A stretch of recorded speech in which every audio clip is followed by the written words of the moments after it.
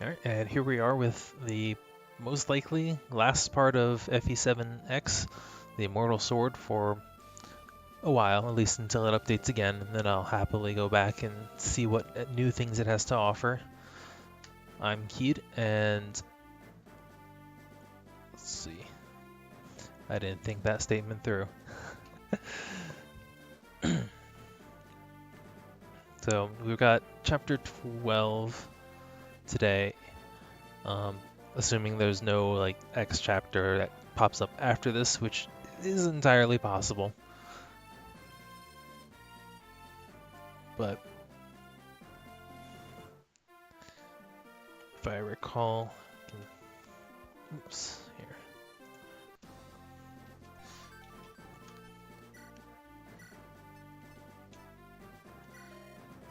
Poke around the map and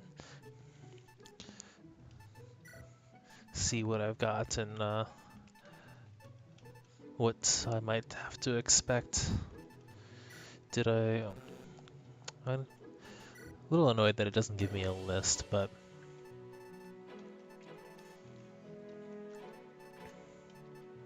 never did get it high enough to promote anyone. Maybe I should, actually, now that I think about it. Again, I was kind of dancing back and forth between Isadora or Abelia for the Knight's Crest.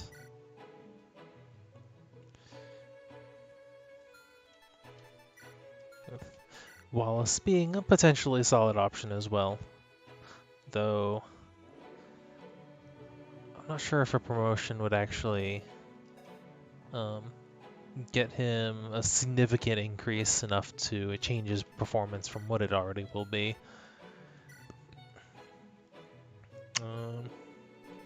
Since I'm not fielding Tony, and I think this is the last chapter, I think I might as well promote Hussar here.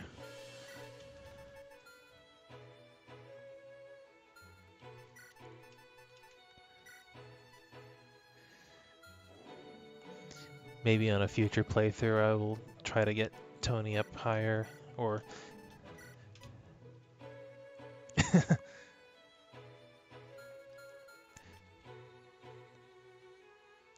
You know, if Tony settles in Kalen to accompany Hussar... Well, she's from Arafin, isn't she? Yeah. Just saying, she might...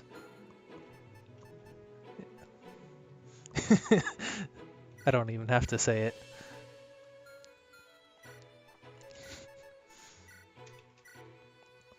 Okay, no branch promotions, at least not for Hussar.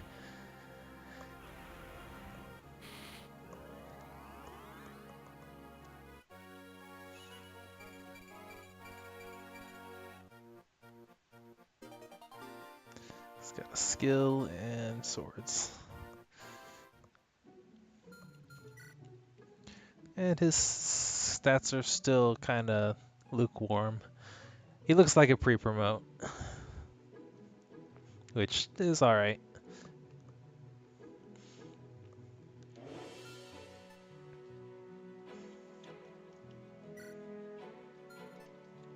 But I think I'm going to promote...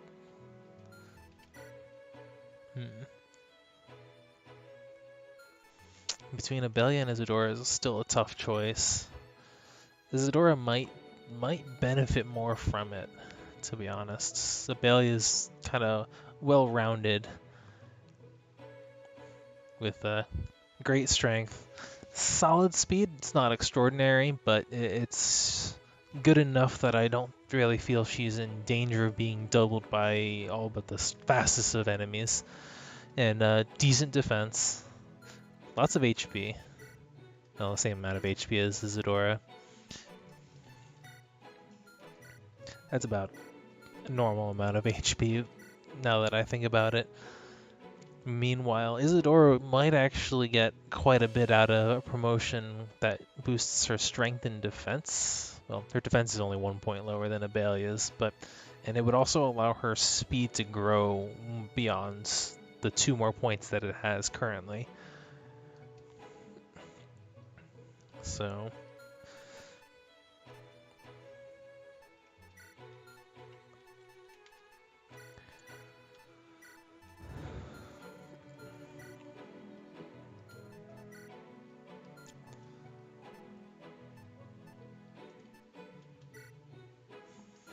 I do have a guiding ring, but none of my mages are high enough level, and Hyde takes a different item, which he came with. Can I... Maybe I should just use it. Right. For mages, monks, diviners, and scholars.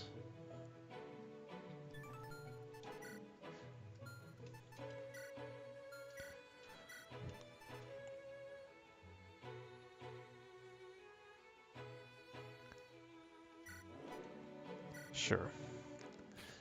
Get whatever boost we can.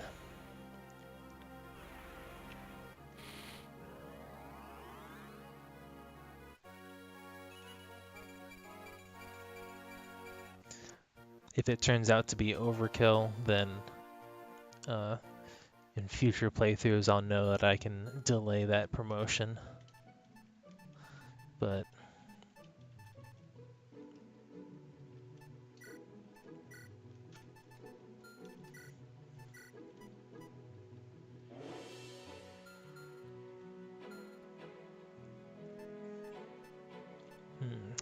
don't have an Iron Lance to give Abelia. No, without going back to the base and using the shop. And not sure I want to do that now.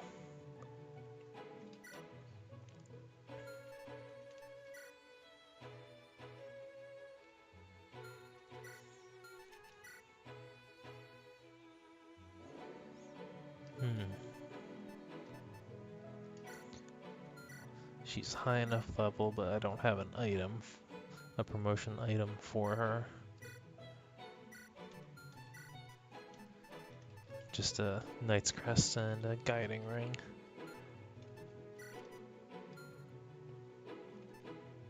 She can actually use the Silver Lance. That might be tempting, given that attack is one of the big things she needs more of. How does that fare with her strength and con? Does slow her down by 5, but that 16 might puts her up at 26 attack, which might actually be, I don't know. It's only 1 point heavier than the Killer Lance, and the Killer Lance has 4 less might. Did I say 1 less might? I meant 1 less weight than the Silver Lance. So it's not really that much of a better defensive option. That's what I'm kind of holding on to the Slim Lance there for, but that's kind of low on uses. Oh, okay. Just hitting restock does that automatically.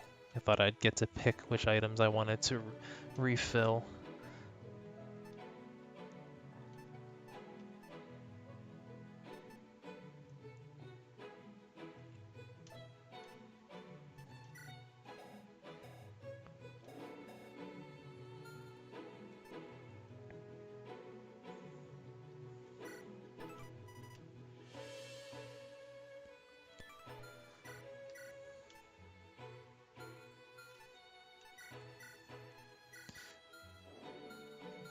Abelia isn't slowed down by the Fine Lance. In fact, the Fine Lance is actually lighter than the Iron Lance, weirdly enough. I just wanted to give her a... Well, now that I look at it, I was thinking maybe giving her the Iron Lance for a more accurate option, but there's only a 5 difference in hit between the two. So I'm not sure if that's worth as much either. Yeah, same thing here. Iron Great Lance is only 75 to the Iron Lance is 80.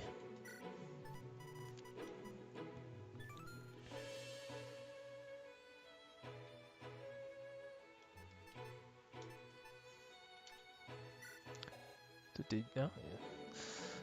So Hyde didn't actually gain stabs like I kind of expected him to.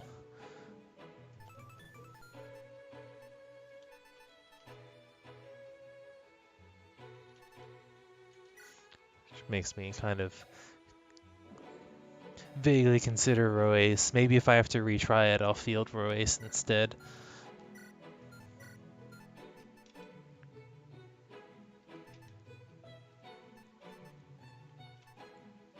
But I'm still tossing up between Abelia and Isadora for this last Knight's Crest, and I think I'm leaning towards Isadora, just if for no other reason than for favoritism.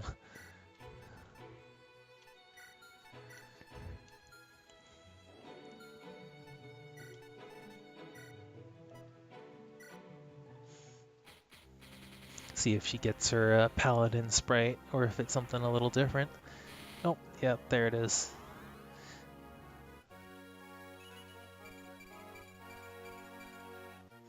Only one to attack and defense, but see what that's. Find out what that skill was. Oh, sacrifice. Okay, that's a class skill, huh?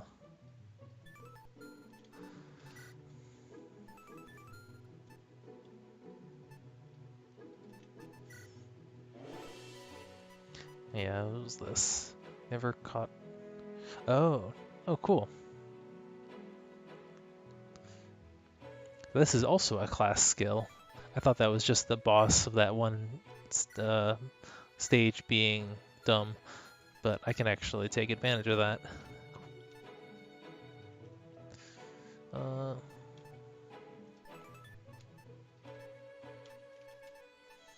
What to drop for it, though?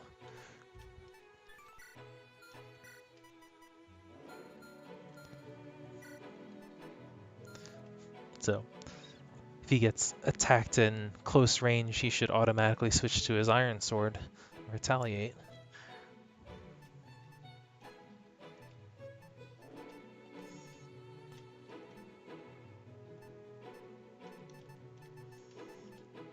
Alright, I think this is about as good as it's going to get. Did she gain? Oh, she did gain lances. I can do something with that. Not much, but something. Something I can use that Iron Lance for. Did she gain any? She did gain con. Good. 3 points beefier than her FE7 version. But sometimes it's always kind of weird that sometimes the con seems to reflect like a mount as well, and sometimes it's supposed to be just the rider.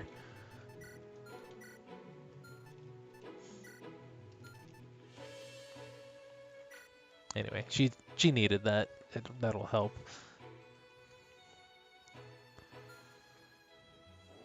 Makes me wish I didn't combine the javelin before, because I would have at least been able to give her a ranged weapon then.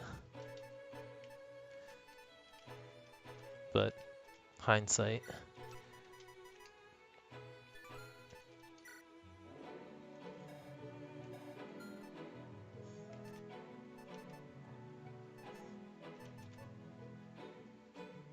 Yeah, Bennett doesn't have a ranged weapon either.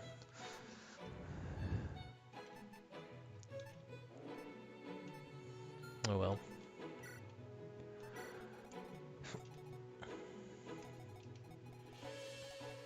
So, yeah, I think the general plan was, if I recall, to kind of crawl around on this side while blitzing around on the right.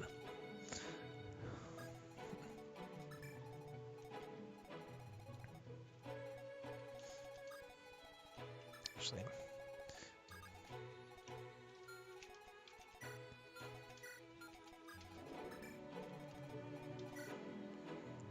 Hyde has some fairly solid defense.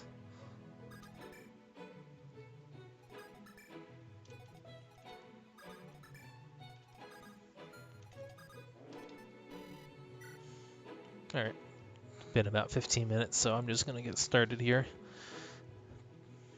what, as far as I know, is the final chapter of what's currently available for FE7x. Gross. This is a rain movement.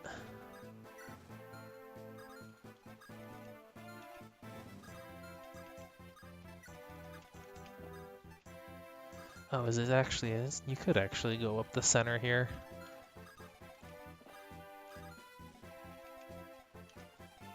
Doesn't look, well, no, this is just fog.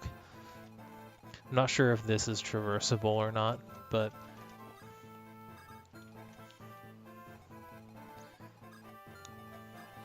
with this amount of movement, I'm not sure I really have the luxury to try to find out.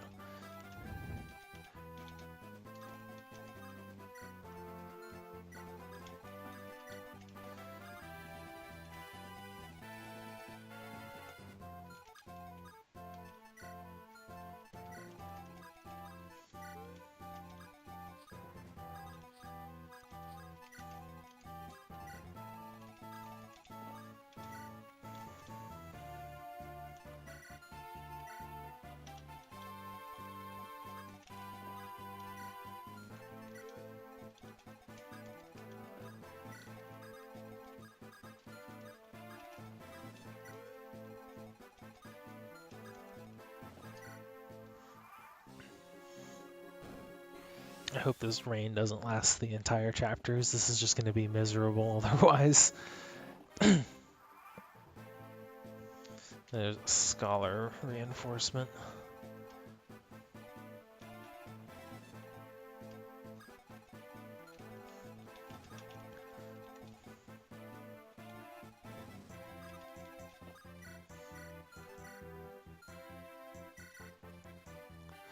Get to see some, no, nice.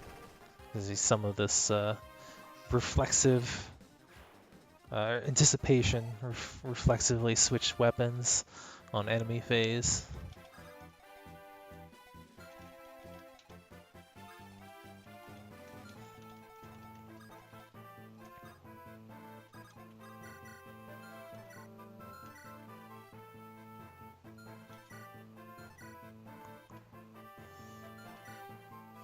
I'll stick with the lightning, mostly for the slight chance of crit, even though Divine has a higher chance of crit.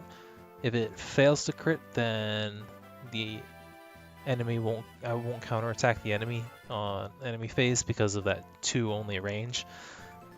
So if I stick with lightning, I have a chance of critting on enemy phase, and even if I don't, I know I'll be able to one-shot him on the next player phase.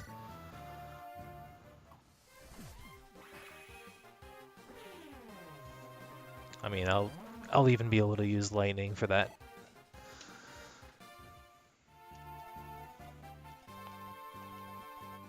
I'm gonna move up Madeline, keep her in range, support range to support Asar, and then everyone kind of crawls up here. Oh, there's another one behind him. Not too big of a deal though.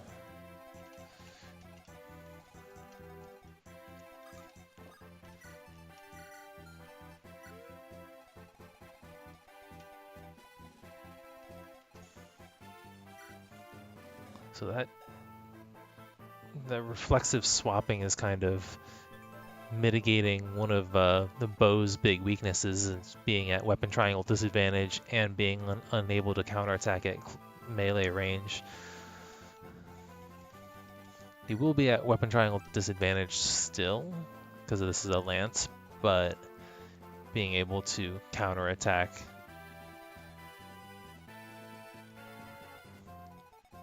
get some damage back.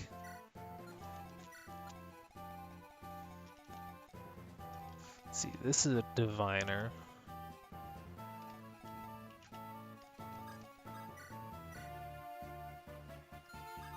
Oh, he's packing divine. Okay. I unfortunately can't do much about that still. How badly is that going to be?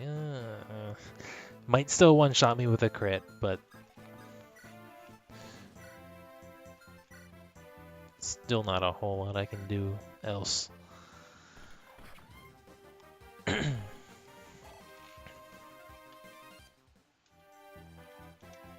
Right. Almost forgot that, or actually I did forget that this Y-hander was in there, but with the steel sword, Wallace can choke that point, no problem.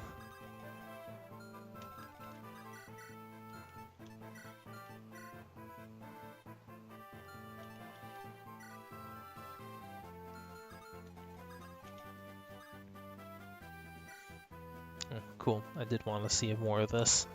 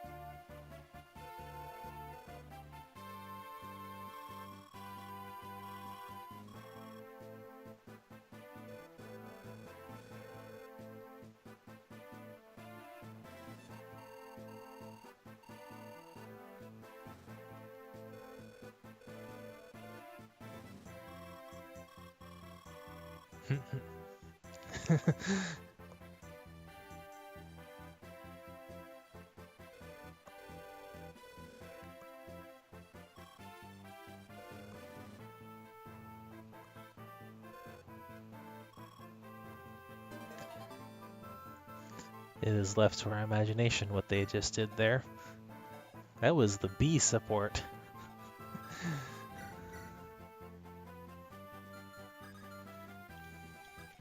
I guess I could throw the javelin first.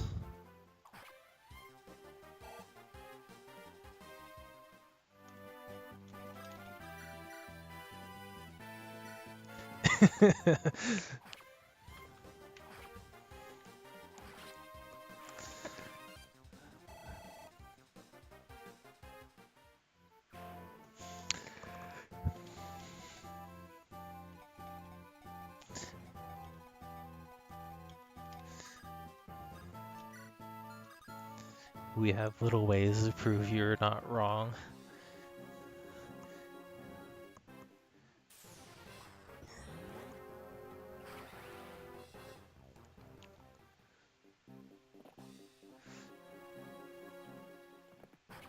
Ow.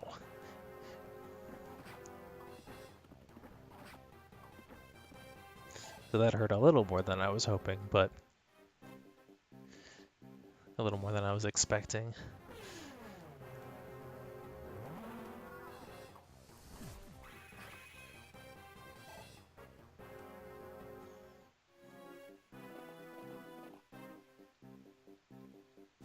So what's going on inside?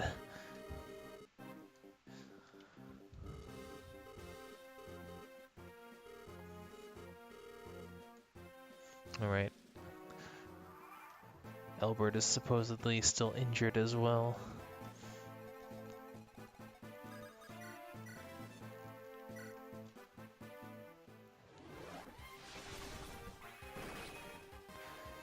Did rain appear outside in GBA games during battle phase?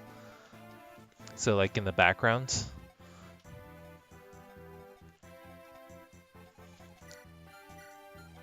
Can I steal that? I can steal that. Mine now.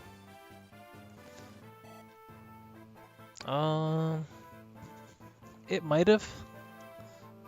I don't remember exactly.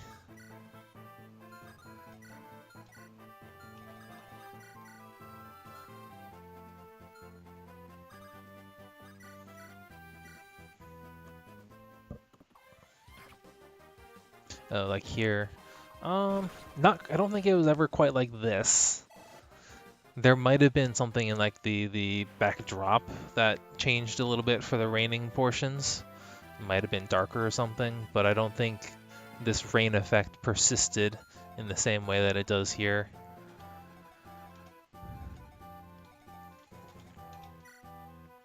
Oh.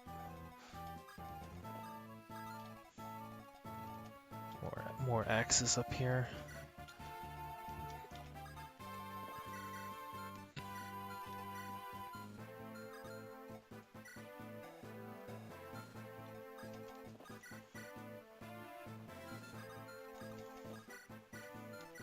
my chance? I've actually got a decent chance of hitting this guy.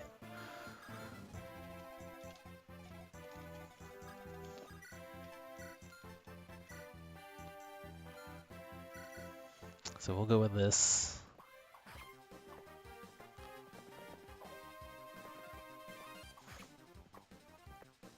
Cool. So this is another effect that the framework that this game is built on allows that the GBA, the simple ROM hack, would not be able to do.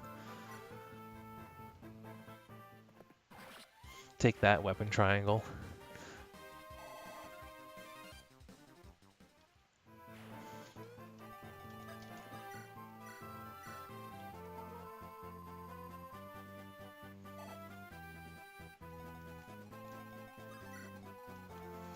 And then have to figure out what to do over here. So we got more mages. I guess we'll do this. That's minimal damage from the mage. Okay, sure. I only put you there to stall anyway.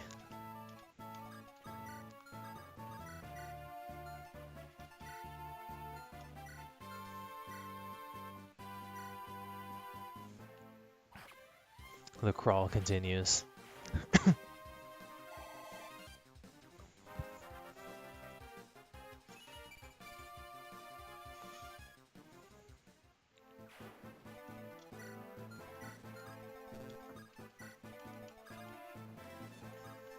Don't want to put Aerie in range of the mage.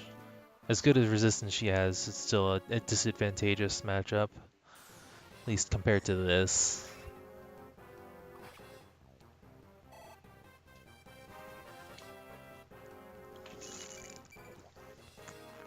Hey, some speed.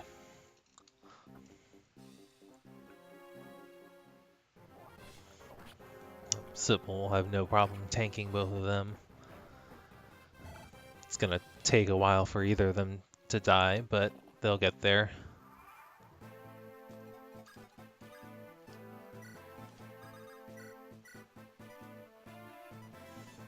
Alright. So actually, I can kill one of them next turn. Or this turn on enemy phase, I should say.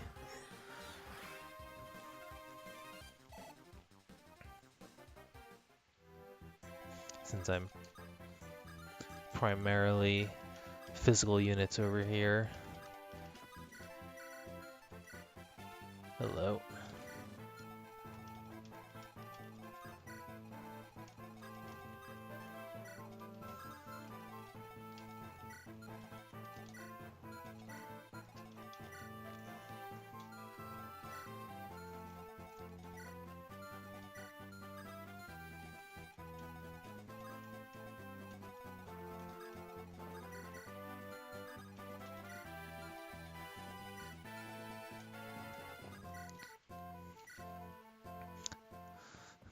Isidore is not afraid of any axes.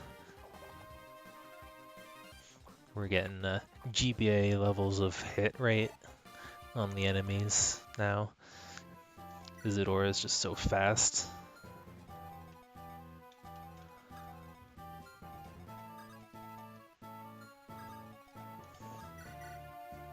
So I could go in. This would hurt quite a bit to do though. I'm gonna 1, 2, 3. So yeah, next turn I can at least go in with hide and back her up.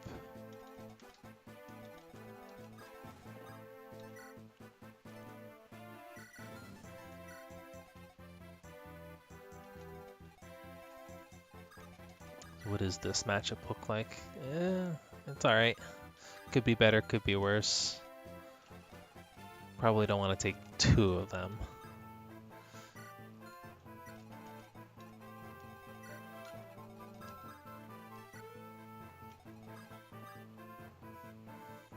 Hey.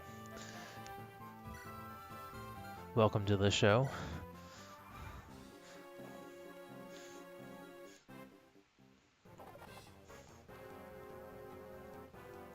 There might be more more going on if it weren't raining, slowing down all my units and the enemy alike. But still at the beginning of the chapter, so we'll see if the rain does anything interesting to the chapter. If it has a good purpose, or if they just included it because they could. Wow, Wallace can double this guy.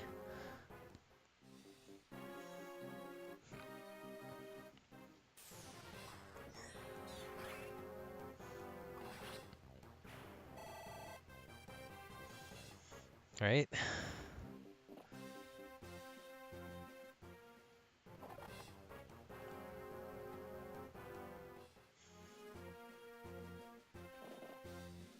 There's Isaac.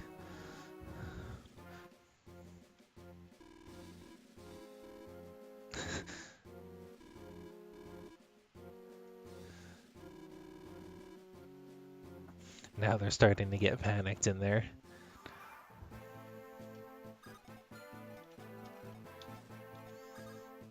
Suppose Aerie could finish this guy off and let Sybil move out, start catching up. I might need her to rescue drop Aerie to keep up with everyone anyway.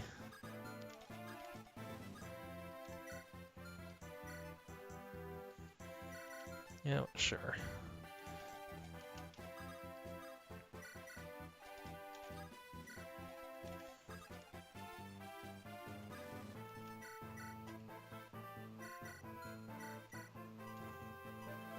Can't do enough to kill either of them.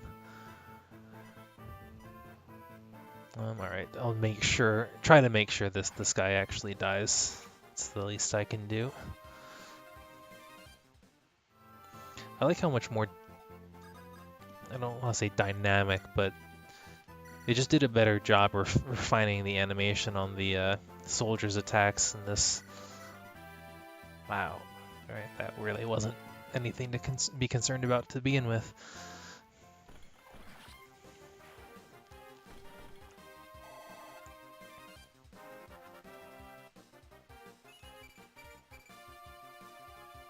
Okay. Wallace with a resistance gain. Right,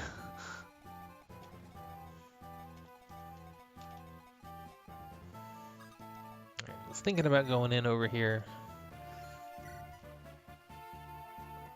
Oh, that's 1 point off. Really?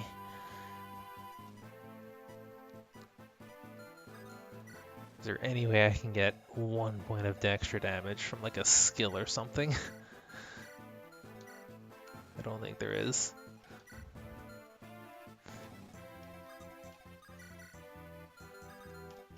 Could steal stuff off them, but I don't have any axe users to make it worth it. Then again, Leonard still can't kill on his own. That would work.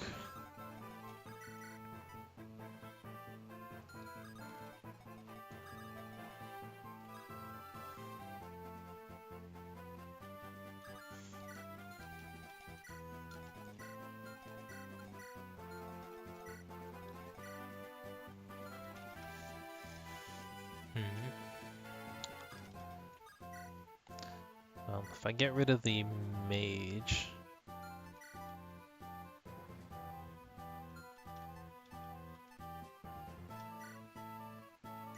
well, hoping for a crit here.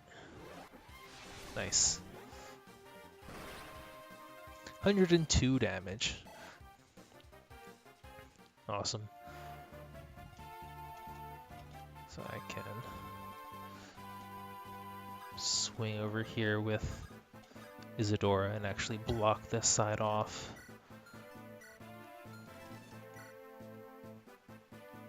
Though I'm going to need to swap their weapons.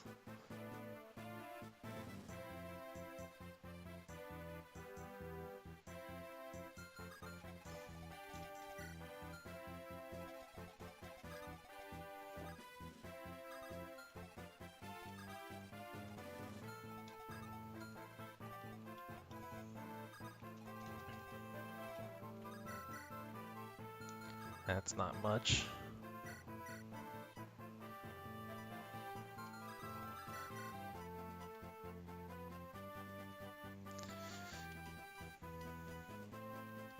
Well, if Leonard can crit, then he can still get this kill.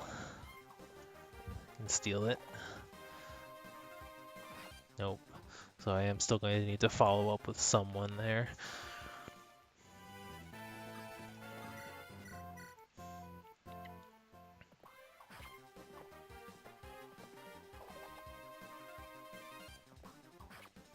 Isadora didn't crit either.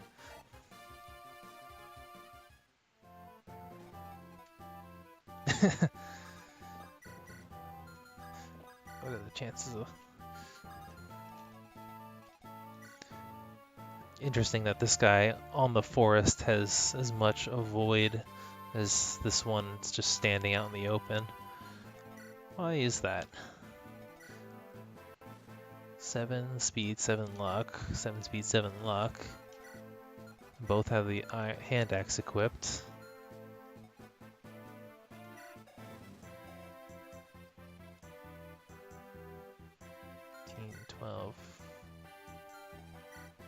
That difference in shouldn't be strength, because I'm pretty sure that this game still uses constitution as compared against weight.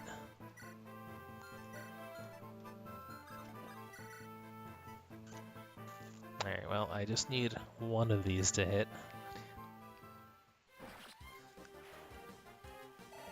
Cool. So Hussar should be able to finish this guy off. Yep.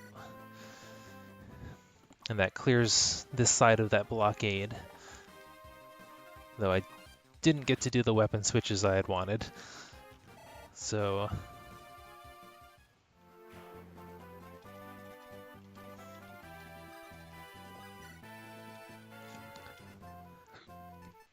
Hopefully we survive this. Hyde's the only one that's going to be attacked, I think.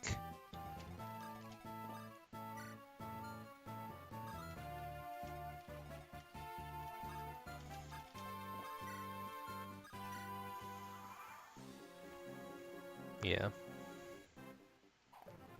Good.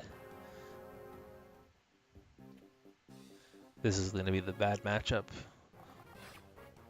But not as bad as I had feared.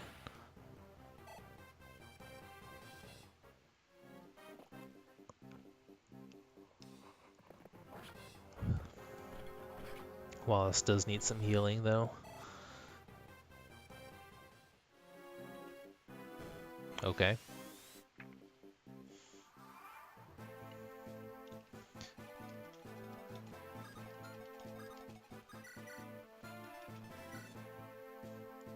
Oof, still shy, but I do have an Axe Reaver.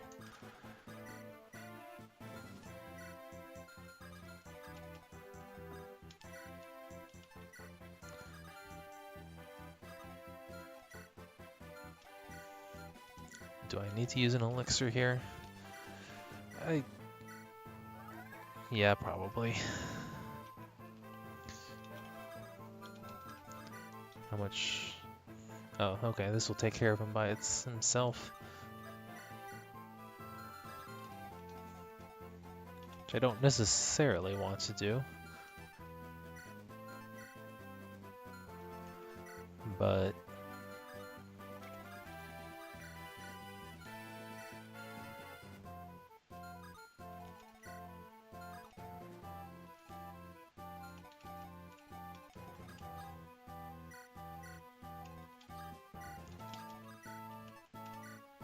Yes, I was hoping the airy support there would give him enough power to finish this Cavalier off on his own. This lets Bennett advance more and heal himself at the same time. Hello, Archer.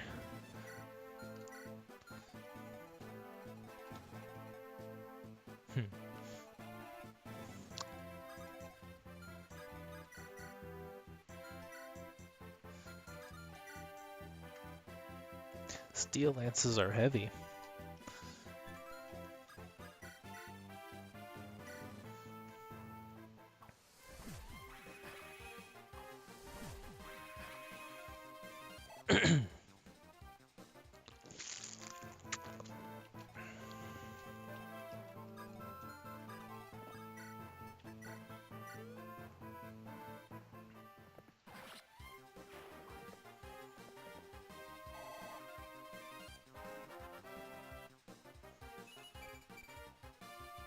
More strength.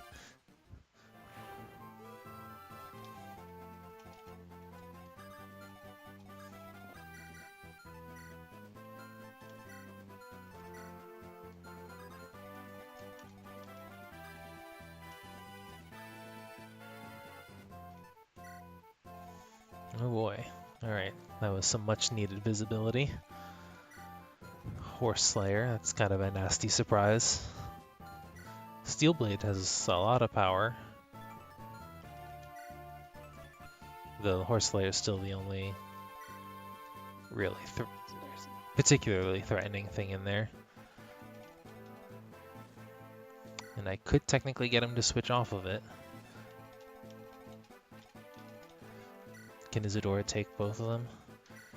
10 damage and 12. Yeah, she can. She can't fire back, but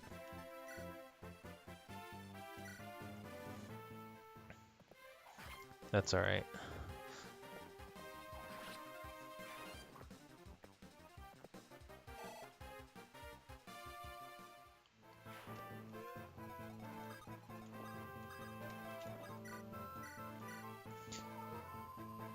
The side with the healer can make sure everyone's still healthy.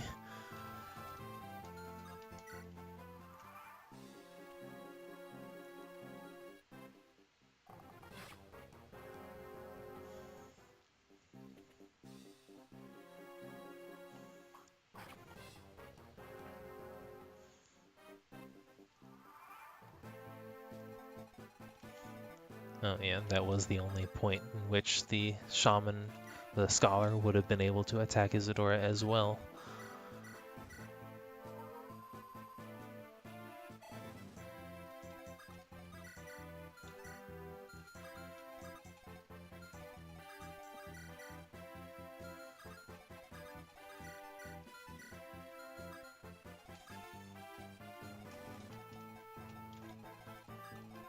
So I just need to make sure that this guy actually dies, which Asar should be able to follow through on.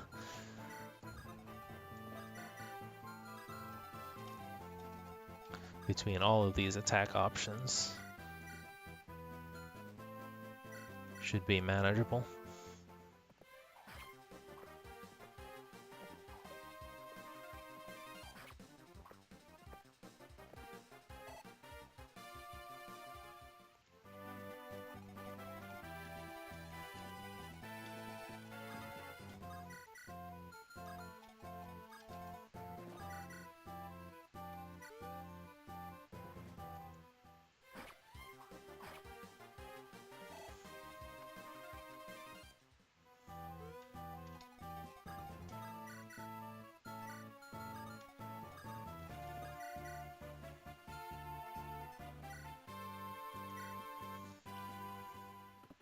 It'll do.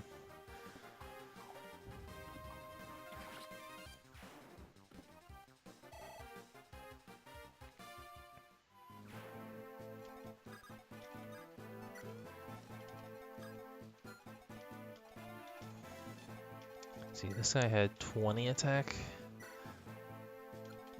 with 9 speed. Okay. So, Abelia might take a hit, but she's not in any immediate danger.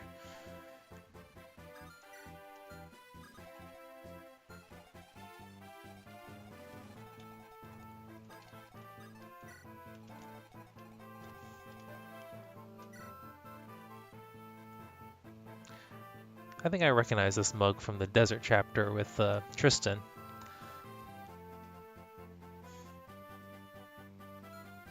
But yeah, she hits hard.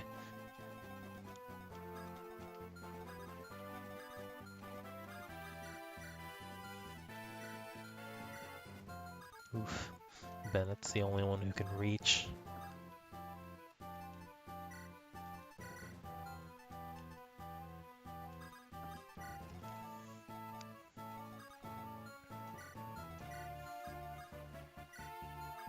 Fortunately, Bennett can't kill either.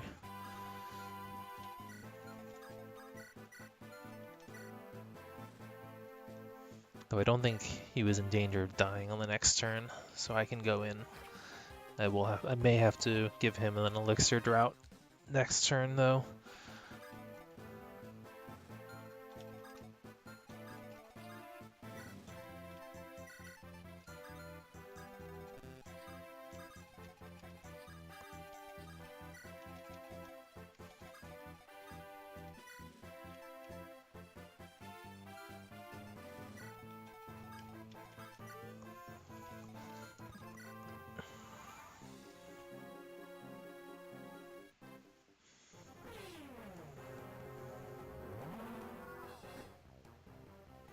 Cool. Isadora being a dodge tank, as she kind of was in FE7.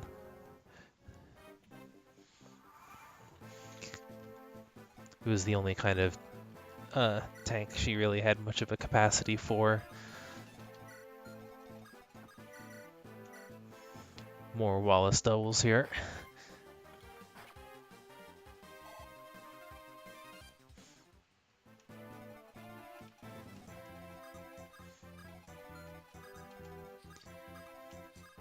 And Aerie and Sybil Aerie, Sybil, and Uther continue to not be able to reach anyone.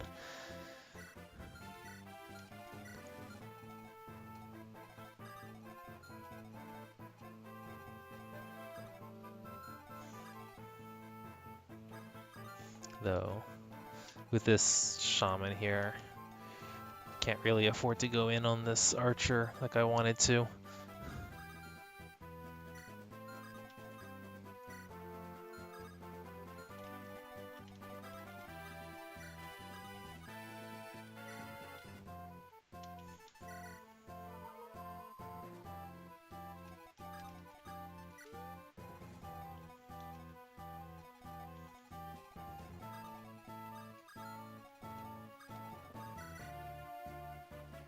Cool.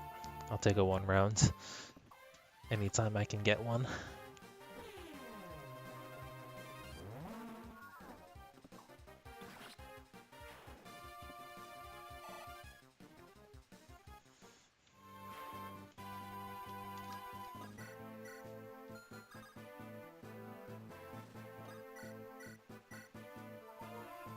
We're gonna finally get some road movements up in here.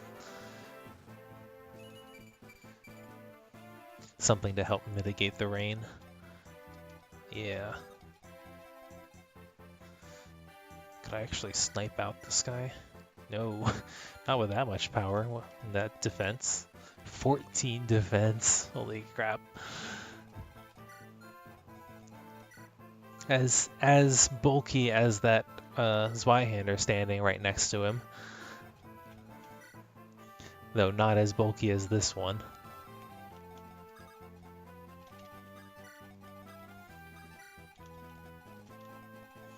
Oh, I couldn't see you before.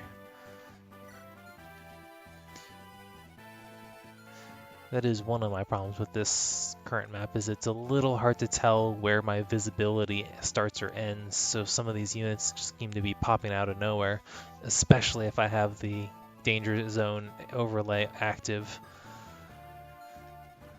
I don't have to worry about them moving, but this group, all of them will. Could armor slay, but she's gonna take a lot of damage if I just leave them. Most of this attack range is this thief, though.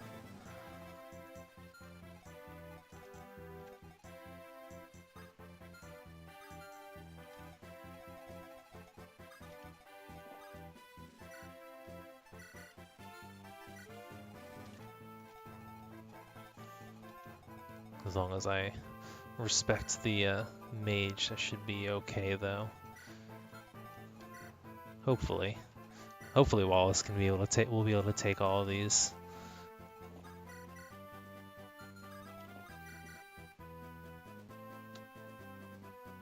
I might want to go in with Isadora just to pick off this. Let me run some numbers, I guess.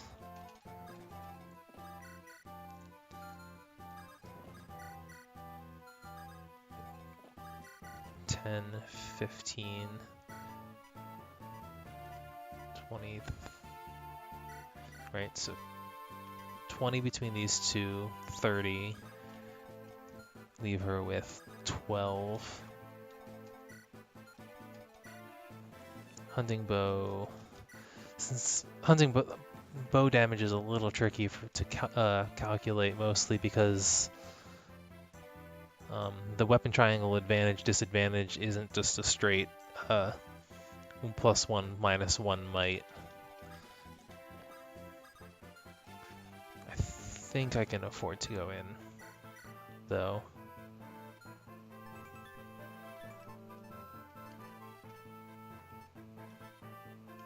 She's not going to get doubled by any of these enemies with her blistering fast speed. Her avoid is fairly high, even with the Armor Slayer. Hunting bow has flyer effectiveness in that it's 3 times effective, whereas most bows are only 2 times effective. So don't have to worry about that front. I'm mostly worried about Wallace taking too much damage, especially since this mage is going to hurt real bad. 20 damage from the mage by itself. Then again, this guy probably won't do anything. The archer can't hurt him. It's just this guy.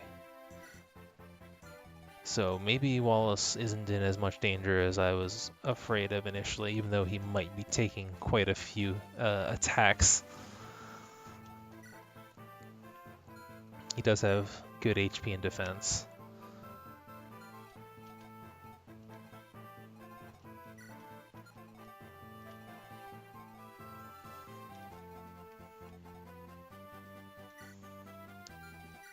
$29.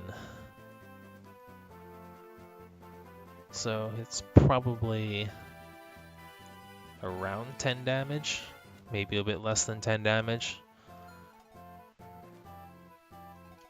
20 damage and about 10 damage, so he'll survive. He should survive this as well. And then there's also the archer may attack Bennett again or Uther instead. So may just position Isadora here for next turn.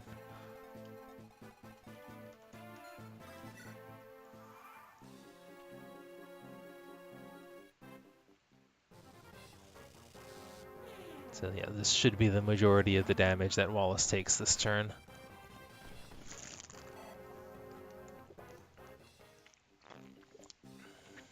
Yeah.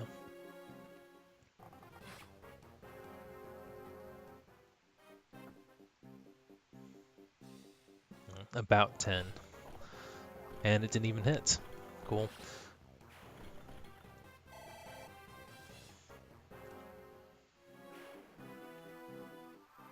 Don't know what that thief is up to.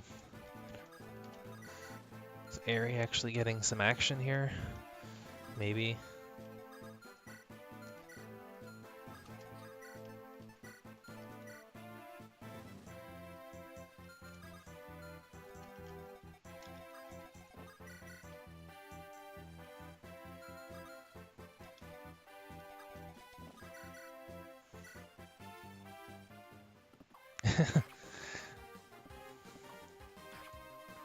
That she did.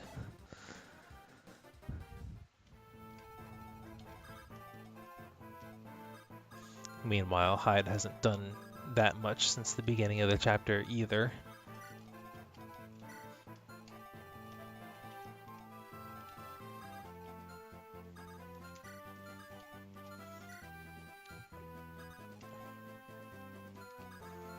Kind of wish I had a dancer, because I think I could have given Aerie, excuse me, 2 of these kills. she's really close to promoting, and I kind of wish I had brought the guiding ring with me so that I could have actually given it to her before the end of the chapter.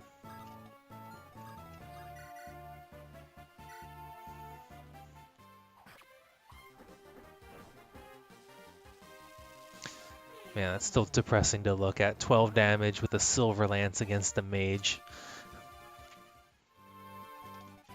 I know there's a lot of different factors going into that, but still.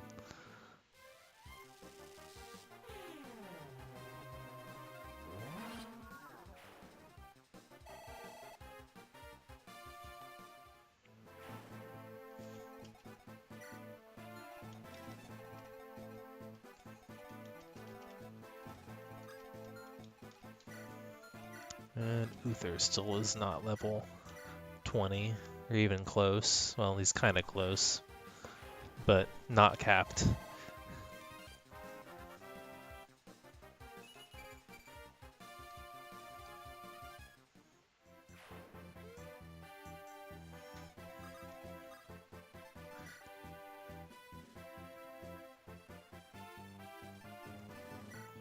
FEBW? I'm not recognizing that acronym offhands. Fire Emblem.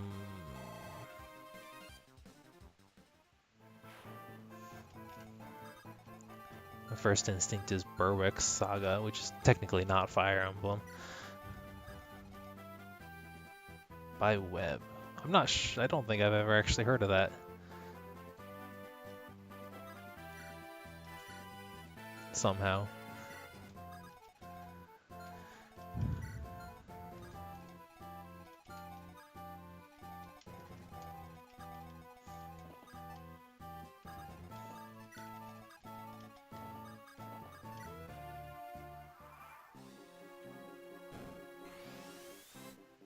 Alright, you do you, thief. I'm wondering if there's any merit to trying to steal this torch.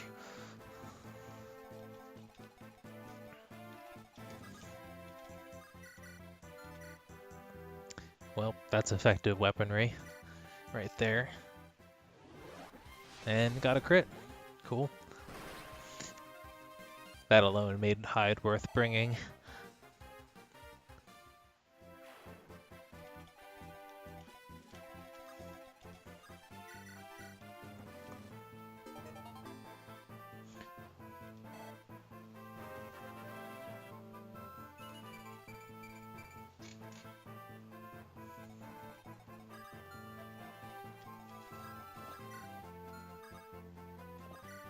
Oh, Madeline has a conversation with Uther.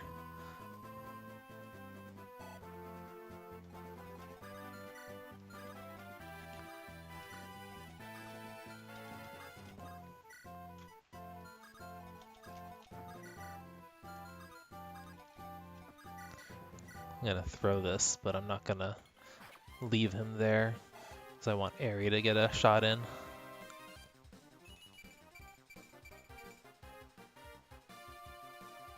Huh.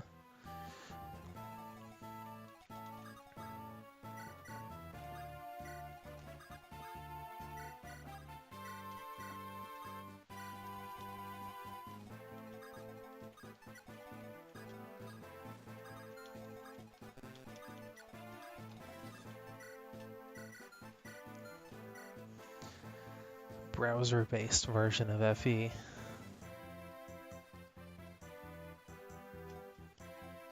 I've heard of FE multiplayer, but that was a downloadable program that then used your network tools to connect with other players.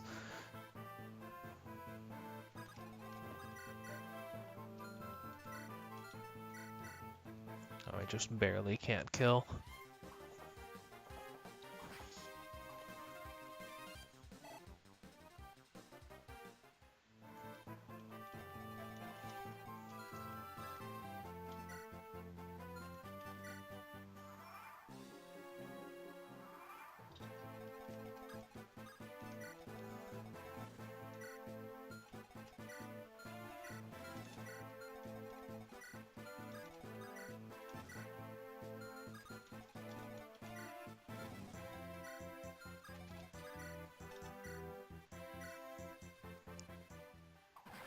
Don't mind me just throwing this javelin over you.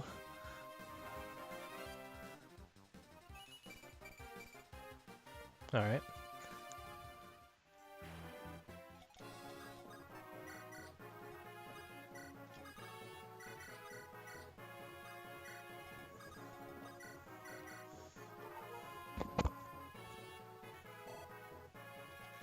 See what this conversation's about.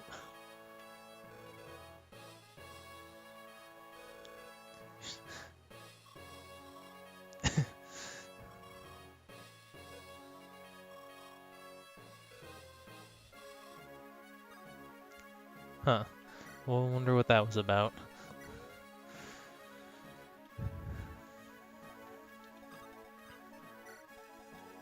I'm honestly not sure. Possibly because I've forgotten a little bit of context from the last week, because this is a direct continuation of those events, but even so.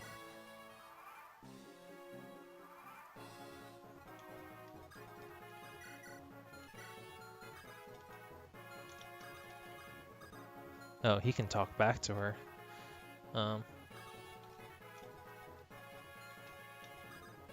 Okay.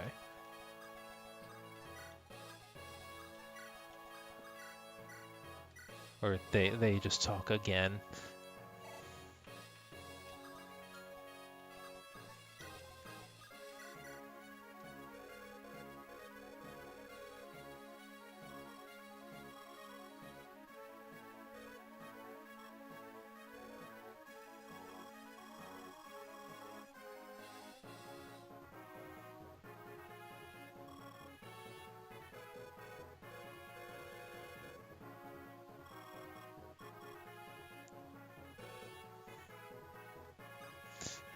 Huh.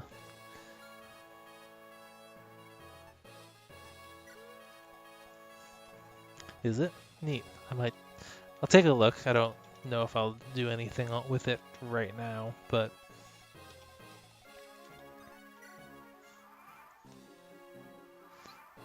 just to kind of see what they've got.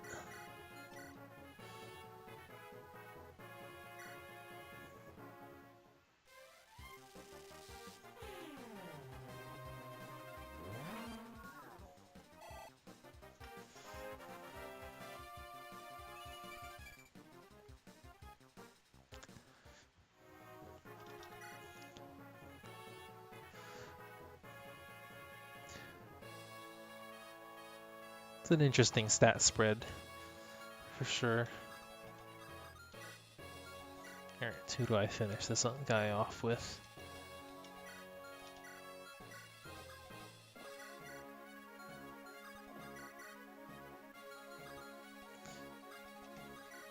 I guess Uther can have it.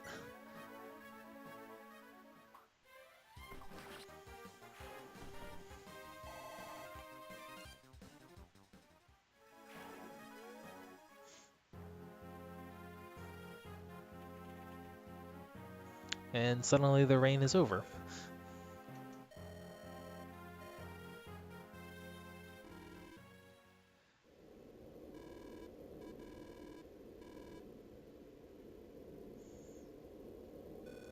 Huh.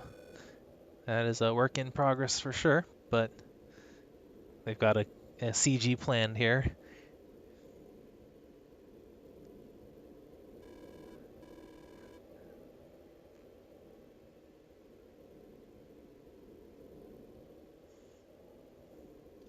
I have not been paying attention to what they were saying. Huh.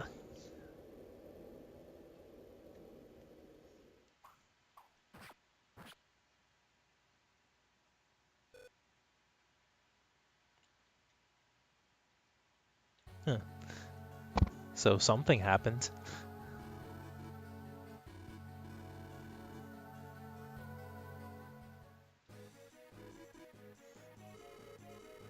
Oh, right, Laos.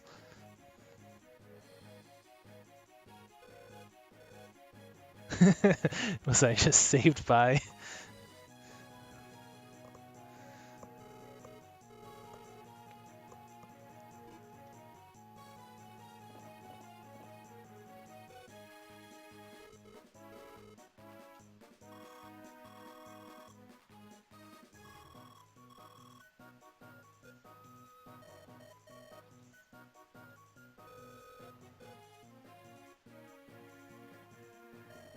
Did Uther's armor change color, or is that just the tinting?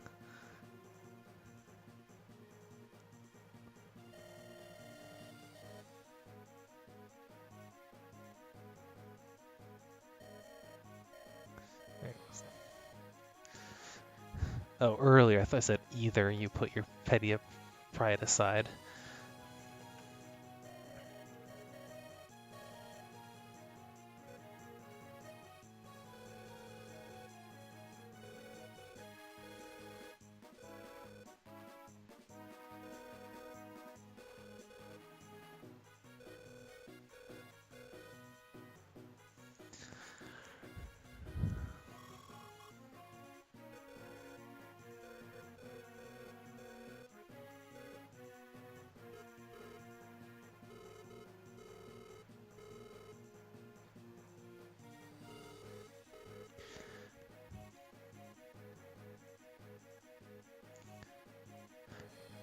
Hubert might have been using a sword too. I think some of those CGs looked like he might have had a sword.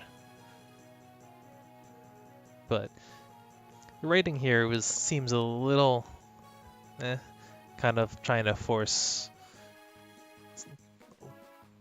up the tension by having Uther lose off screen, but then kind of still force his way in by himself. Even though he showed good discretion earlier, just like Leonard pointed out.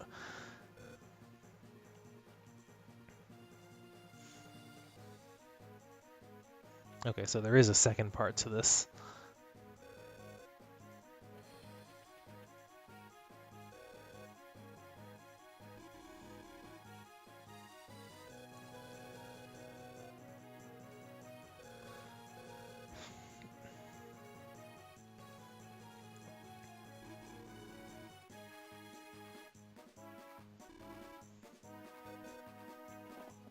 Mother? Is that what that said? Oh, it might have been like kind of a sarcastic mother. Oh, and they don't give me preparations in between here, huh? They do at least heal me, I think. Good thing I brought Leonard. Though I guess with the fog mechanic, most FE veterans would know to bring a thief. Oh, cool, flame lance.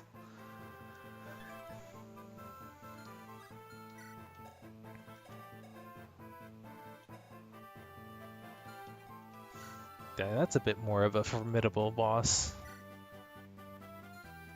Longbowman? Still has 2 range, but he does look to be promoted, so it'd be neat if he has a unique animation. He doesn't. I don't think that's really that unique. It is kind of a little bit of a different map sprite, but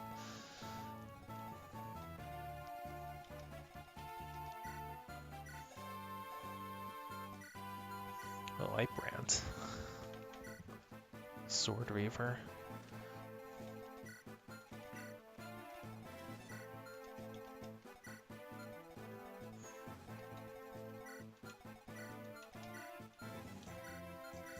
Are there any chest keys?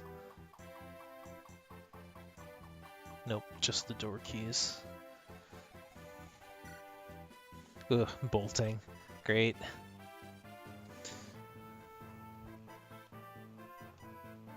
And arc fire. What's the range on this? Oh, it's only 3 to 7. Okay. That's not bad. I mean, it's still gonna be a bit of a test, but because I do believe I have to get to the prisoners.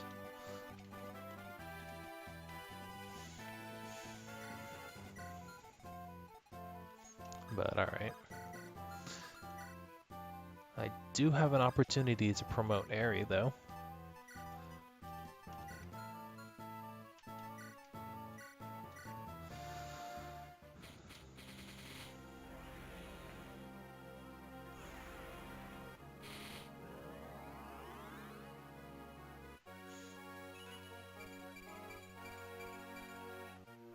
Not bad. Good. Need another staff user anyway. Not sure exactly what I'm going to give her to use, but what does she have? A D? Okay, so I think unless this is Roace's men's staff, which I don't think it is. Let's see. Yeah.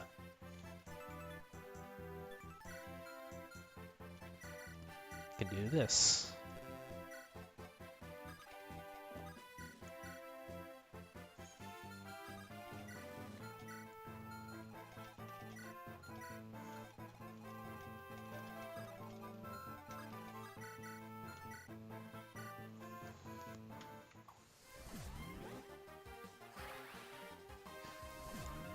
Tear through these front lines with start from the back of my column because they are the ones that are going to be unable to reach the furthest. Oof.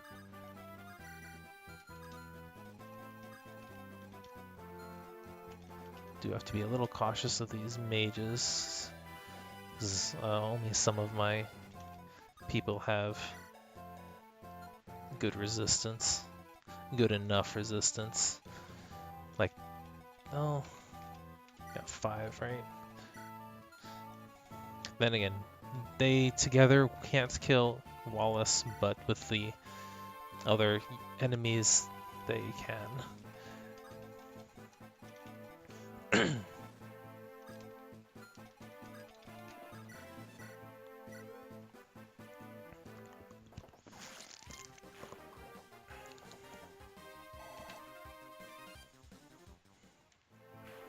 So until I deal with those mages, I'm gonna need to basically leave a defensive line here.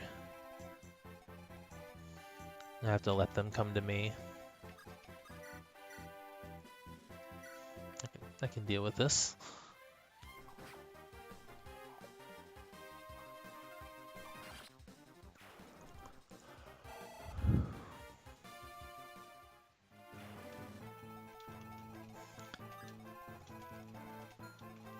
Keep an eye on bolting range, because that will sneak up on me sooner than if I'm not careful.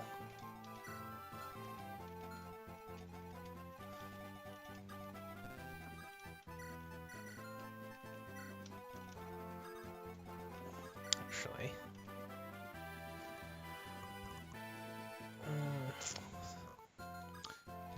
I can kill this one on the first turn, but well, this Cavalier is going to be the only thing that can follow up on him then.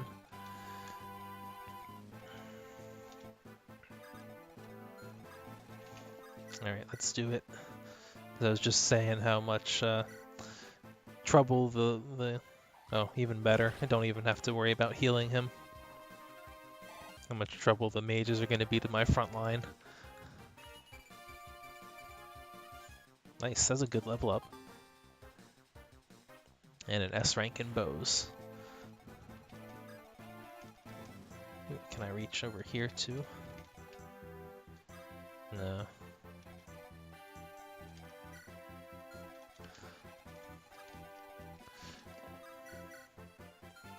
Oof, is this another 14 defense shaman? Or sorcerer as they're called. Oh.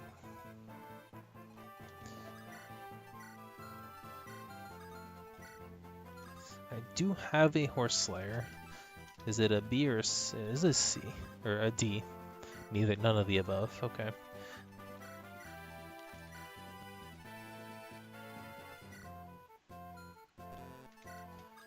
So can I one round with this?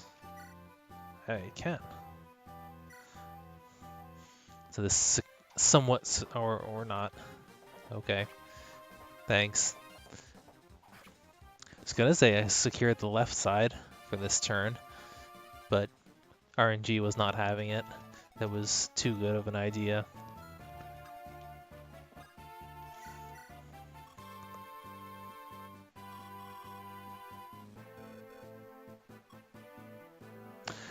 Oh, those scars. This time, the when you see Uther in FE7, he has these scars.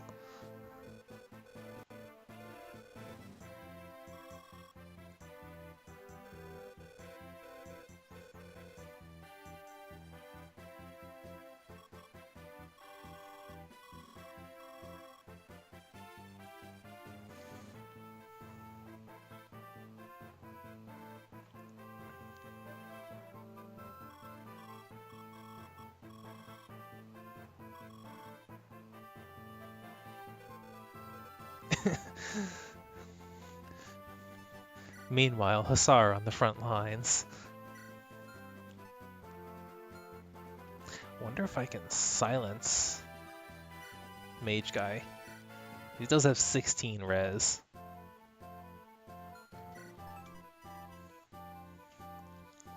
Bolting is going to take 12 out of his speed, fortunately. Bring him down to 5, which is slow enough to not double anyone in my party.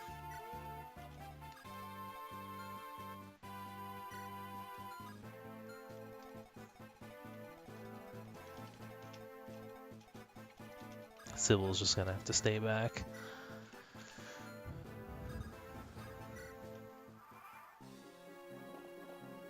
Oh, okay. Or he can do that. I guess that's kind of okay too. Is this the...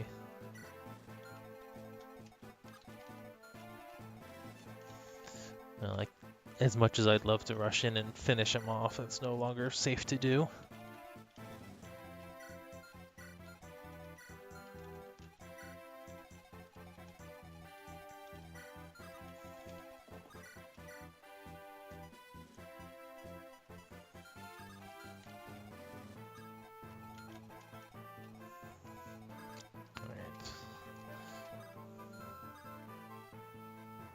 Kind of have to deal with the phalanx when I deal with this side regardless. Okay.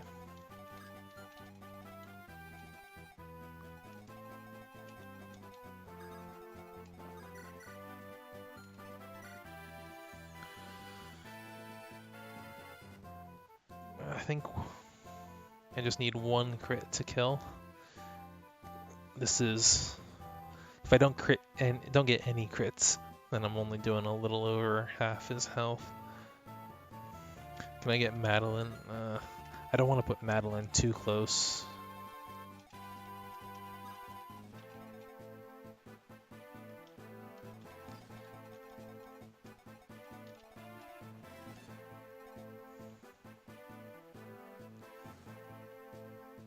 But if I put her here,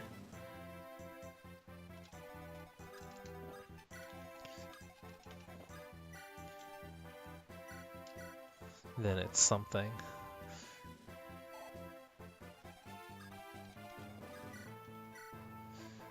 This still requires a crit. I need a little bit more of a boost. Or I could do something like this. We'll go for the safer option. Because I need to remind myself that Sybil is in fact a tank.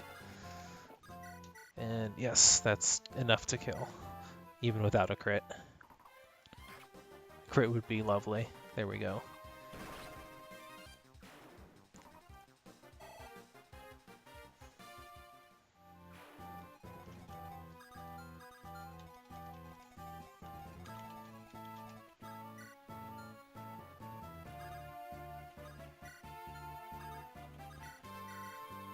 I'm gonna use hide to deal with the mage, the other diviners.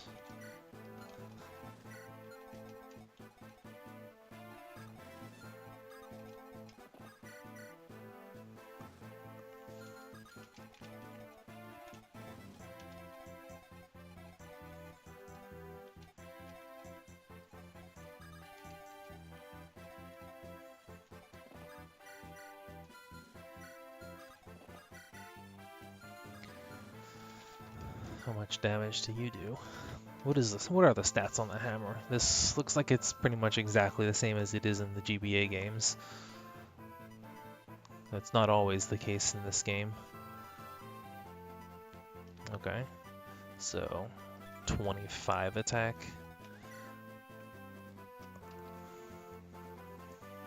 It's 16 damage, plus minus 1-ish. Alright, I can survive that.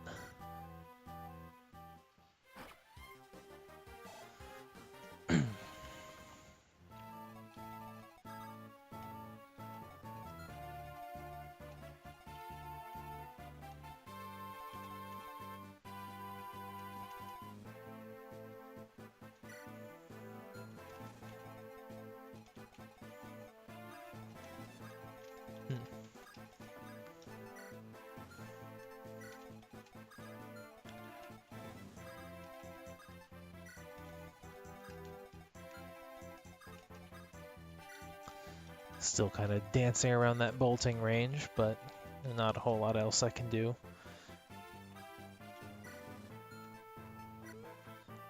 Cause okay, yeah, I did still let him keep his lockpicks.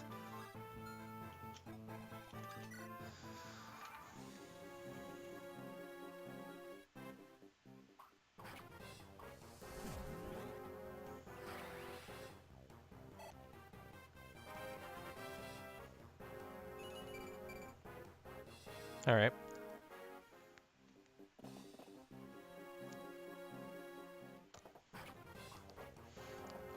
We have another famous Wallace double. Yeah. Because steel lances are heavy.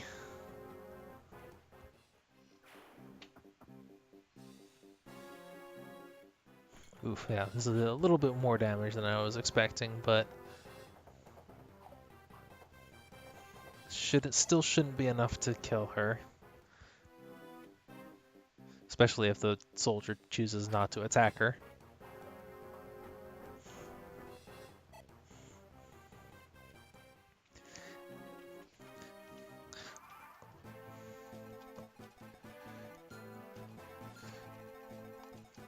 Those were unfortunate misses on my part, but nothing terrible, so I suppose I'd rather miss those than miss something crucial.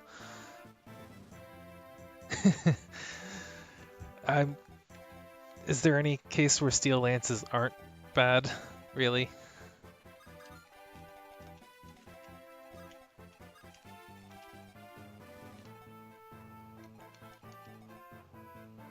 Come on, I need that panel to be somewhere slightly different.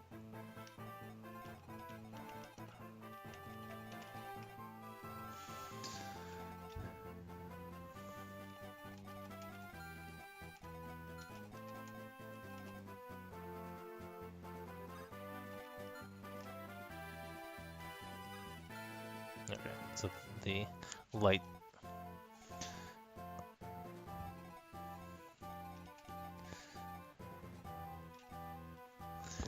brand user does have a slightly longer range. I do have to be wary of that divine spell too, though.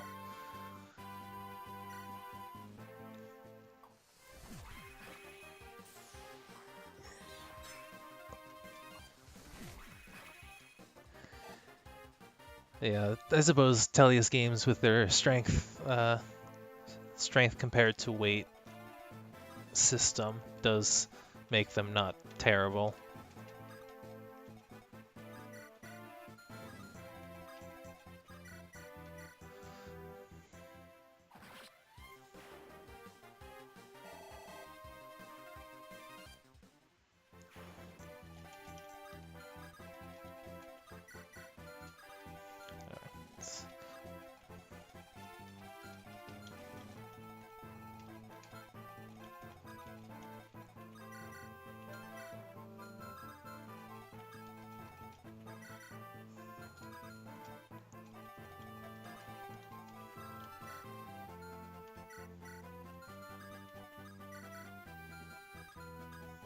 Actually, I want to send Leonard to the left to cut off that thief anyway.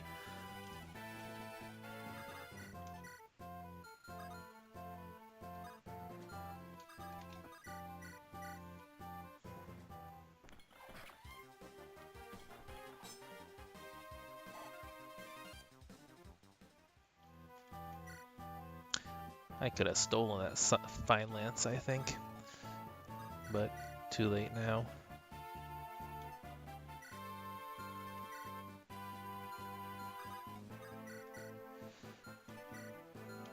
Yeah, I'll take support bonuses. Oh, interesting. Right, mage, the druid animation is slightly different than the GBA games. Slightly. They do something with their hand first, and then cast.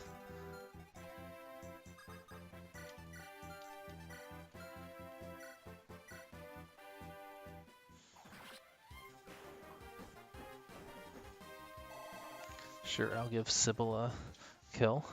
Always open to that. And then Armor Slayer has work to do.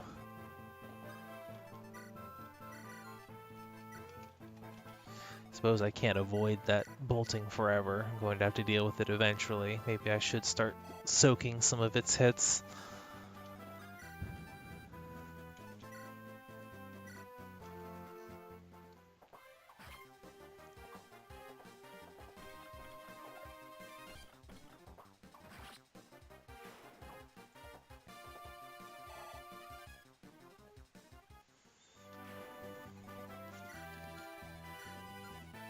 Main question is, with whom?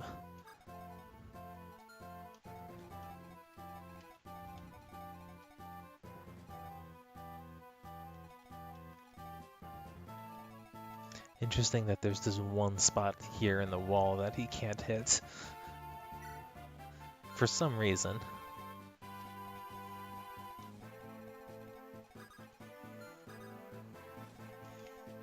So do I get anything for having Uther visit those stairs, is the question.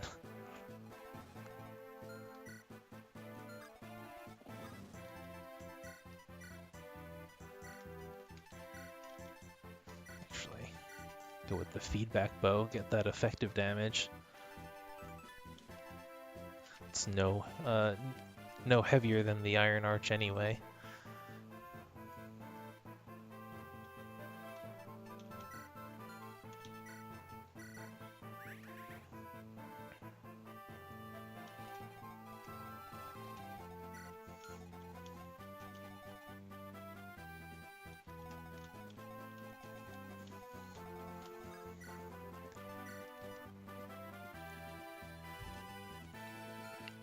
Oh, I still have an unused talisman too.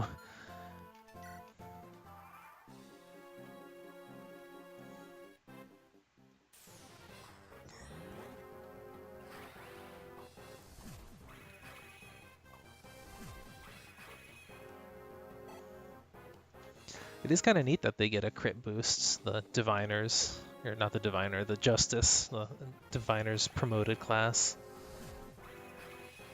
Kind of making a, wow, this Zweihander has some really high resistance. But making them kind of the Swordmaster Berserker kind of deal, but for magic, which didn't have an equivalent previously.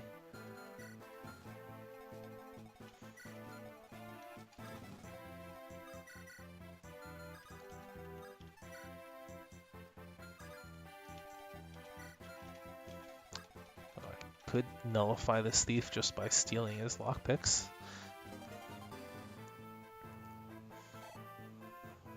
Alright, but 13 resistance. Alright. That's fairly hefty.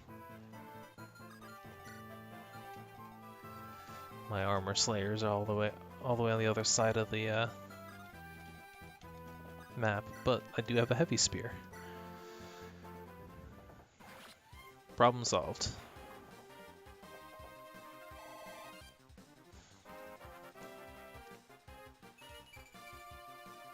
Not bad. Speed's always welcome.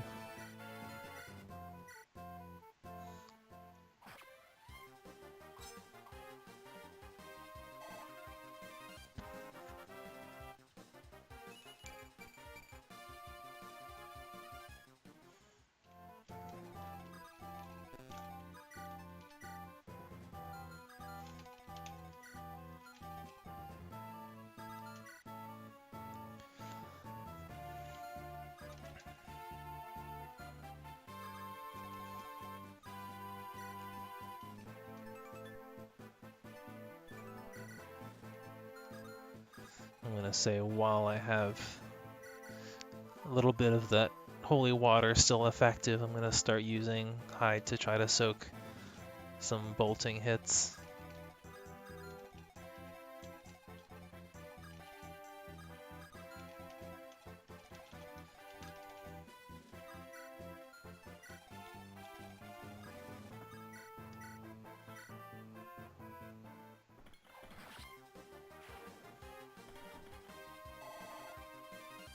I'm probably going to want to get Leonard out of there.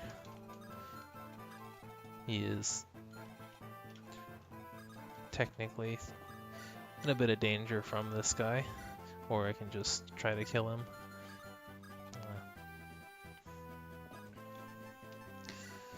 Numbers aren't favorable there, so back we go.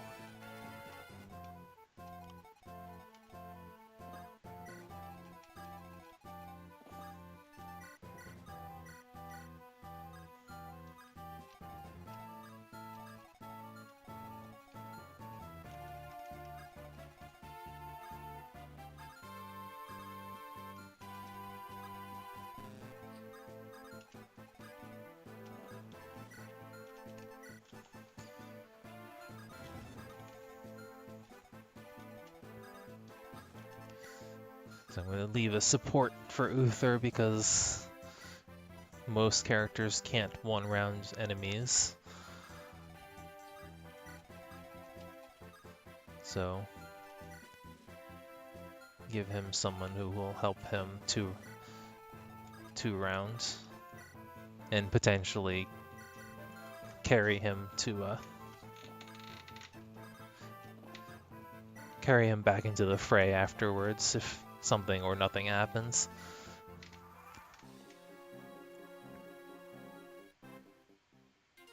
That's a crit chance that I didn't want to see.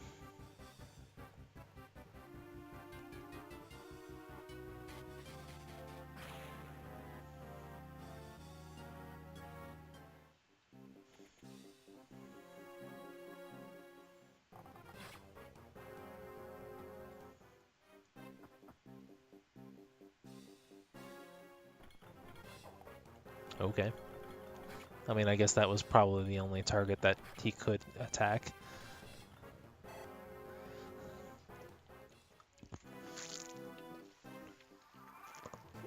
Hello, reinforcements. What do you have? You have something that I kind of want to steal.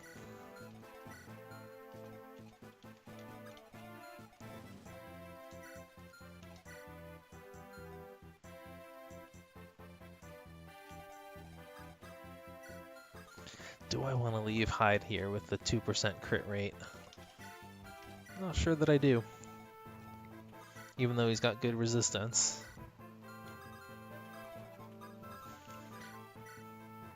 That was still enough to one-shot if it hit. That's kind of lame. Bolting, just because it's classified as Thunder, they apparently decided it was okay to give it a 5% crit.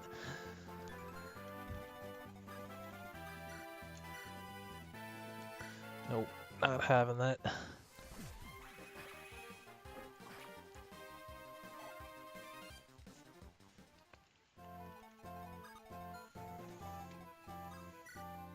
Who is my next highest res character? Actually, Aerie would have weapon triangle advantage. I should be using Aerie to soak that.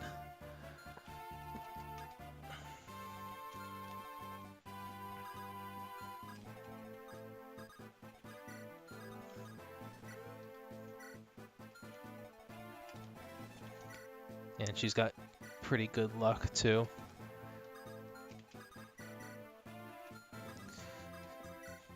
In the end, Isidore is not a lot of help here.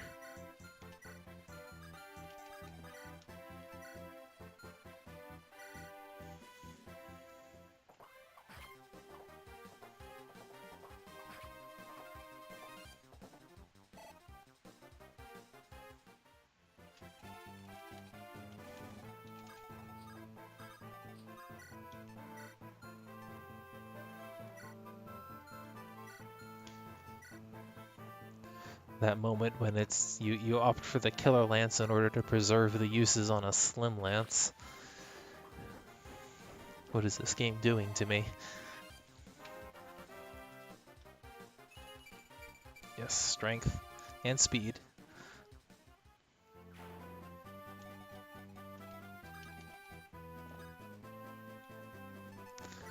Yeah, that is fair. Slim lances, slim weapons in general are really good in this.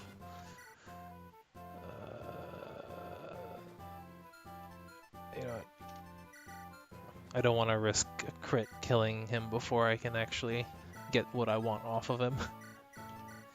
Steal this Zanbato. Now I can follow up the effective weapon.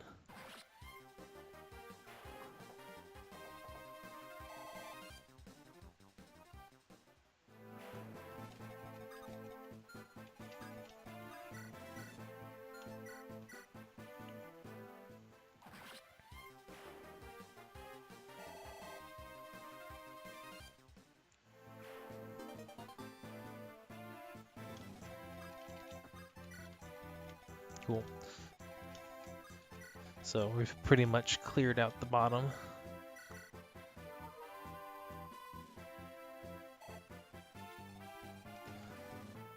I'm alright with leaving Uther here. Maybe the archer will continue to shoot at him because he can't fire back. Because he's the only one in range that can't fire back.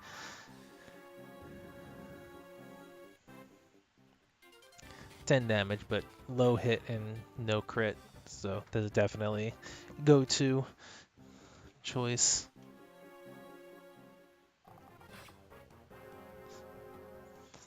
For the rest of this chapter, at least, yeah.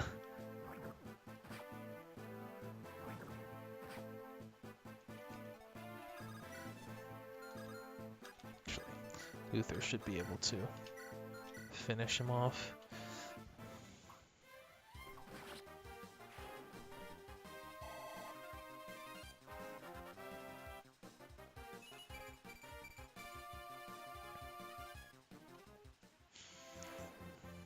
Great defense, decent speed, surprisingly low strength still.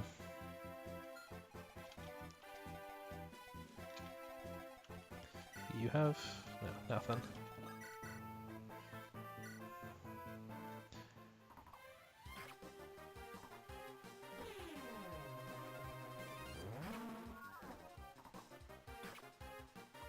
Oh, he hit me with the 36.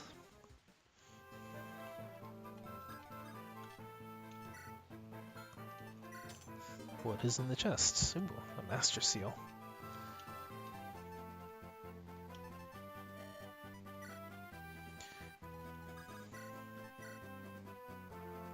So who do I want to give this to?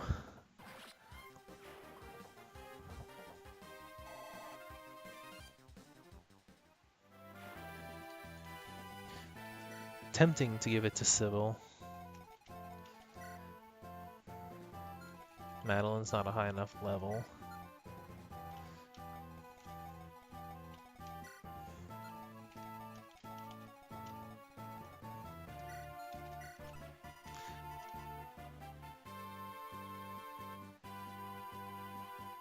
Any standard units, so yeah, Uther's not in the running.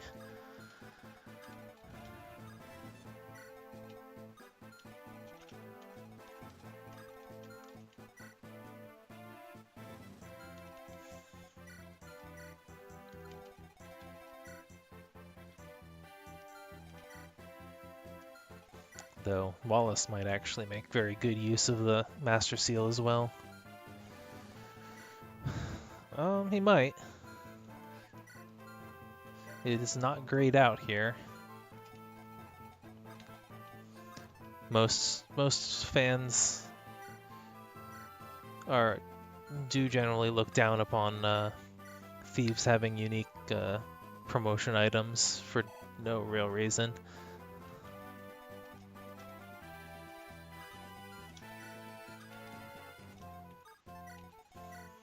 we got a cataphract. Oh, a great knight. But he doesn't move. I bet you he'll move when I open the door.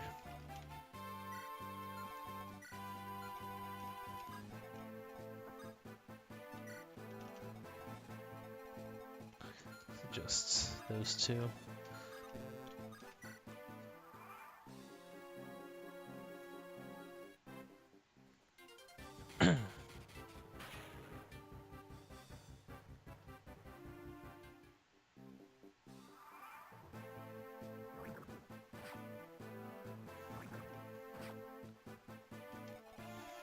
How many uses? Two? 2 turns? Looks like the reinforcements from the south are finally done.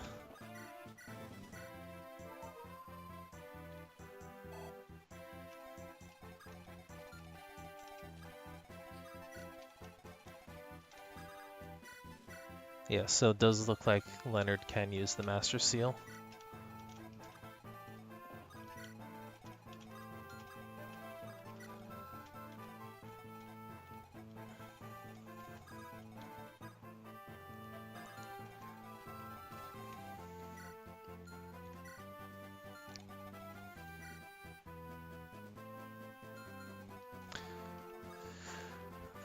Just to be safe, I'm gonna empty that bolting before I go in. Like 10 res, 20 damage.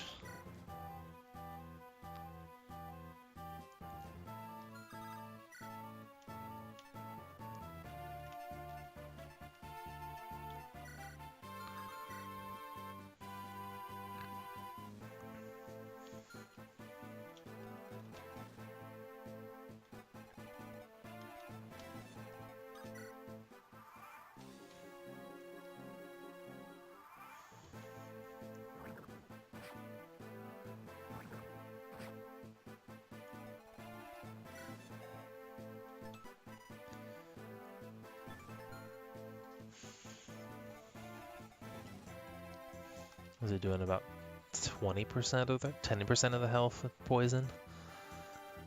I think it's more than, it might be somewhere in between there. Kind of looks like it's doing maybe a fifth of their health each turn.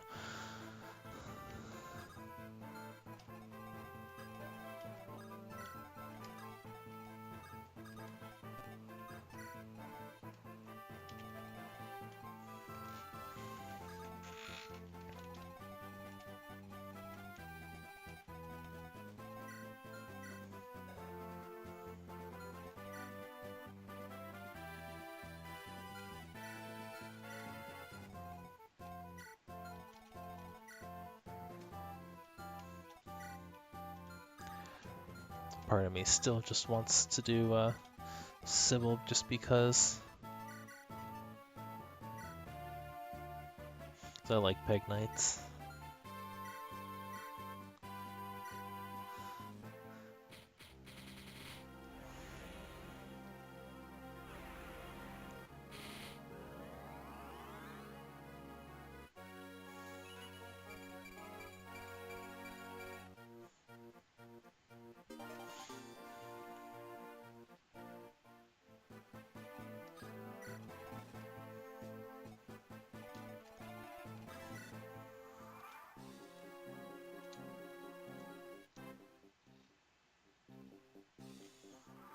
Alright, so bolting's gone.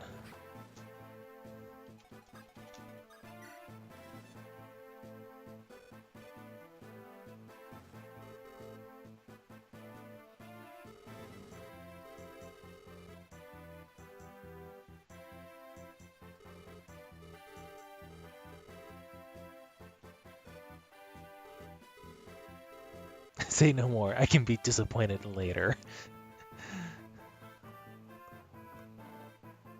Oh boy, now I have escorts.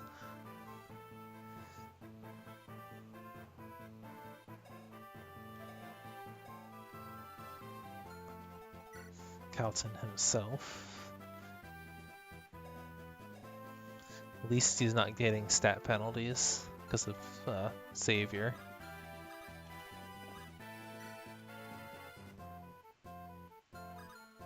Yeah, would not have wanted to bring them out while bolting was still active anyway.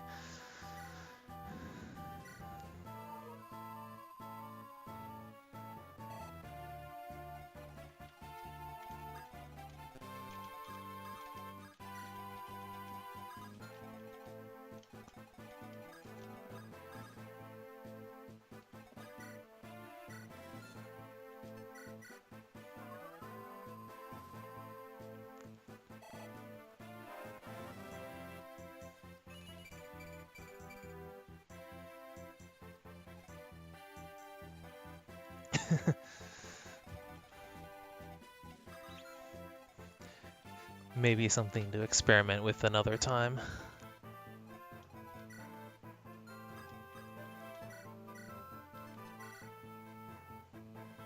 Oh, that's redundant. Got a horse slayer already in there.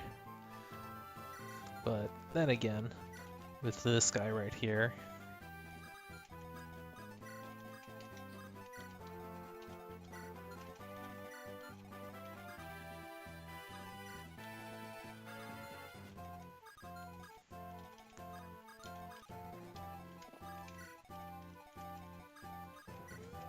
oh, it's a support. I'll have to check that out next turn.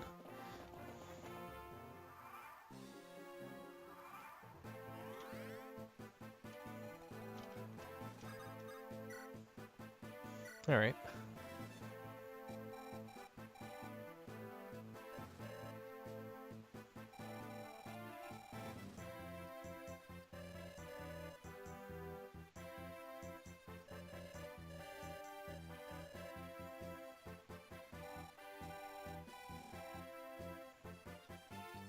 What achievements?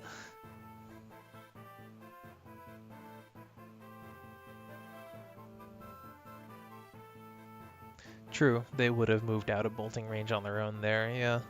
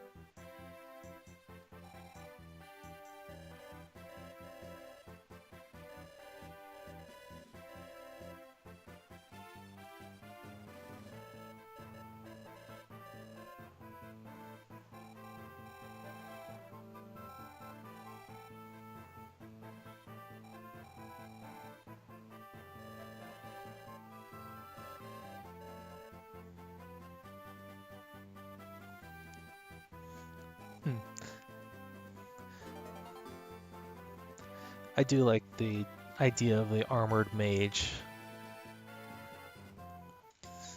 I think that's kind of neat and underexplored. Awakening tried to have dark mages have high-ish defense, but they were never explicitly armored.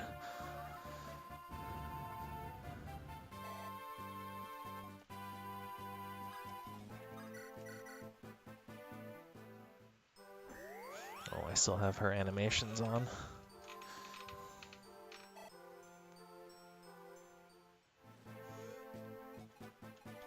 Do I have any other supports? Augustus, Uther. Okay, nothing that I really wanted to get in on.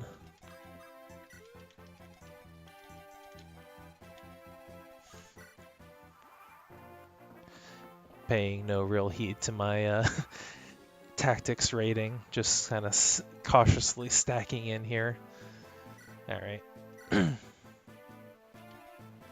Yeah, it still does not move.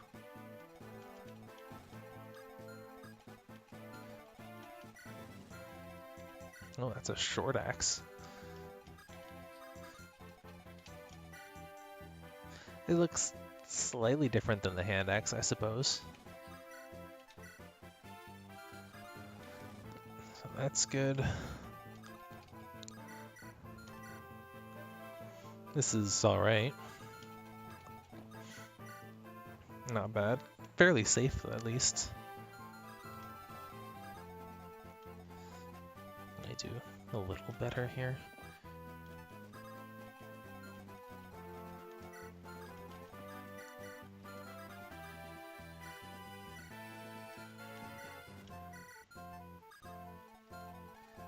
See, he still doesn't move unless he changes on enemy phase. That would be a real dick move, but oh, you've got a Lance Reaver. You just have a Steel Sword.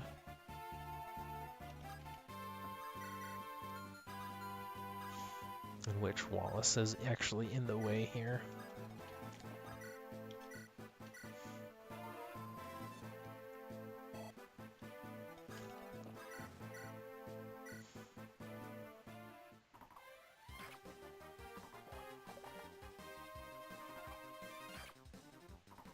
Alright, that's a good start.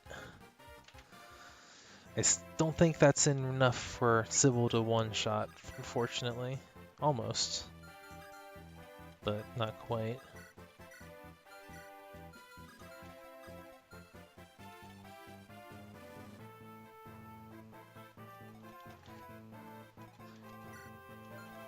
So, do I have anyone with more strength that's close by? And answer was not really. But I can do this. Isidora's speed coming through.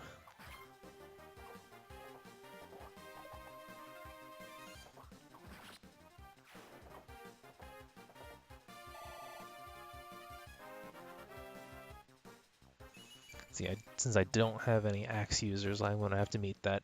I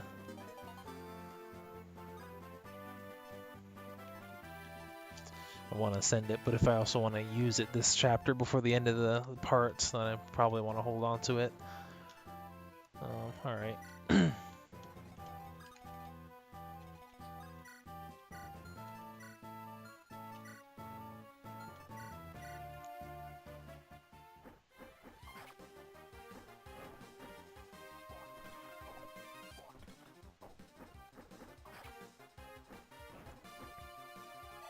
Was hoping for a crit. Suppose I could do Axe Reaver versus Lance Reaver.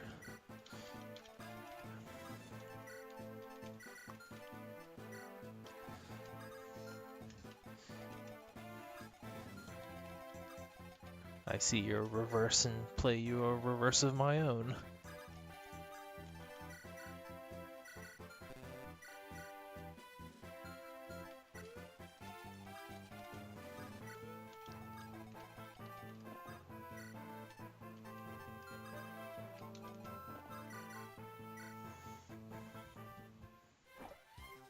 Another chance. Yep, there we go.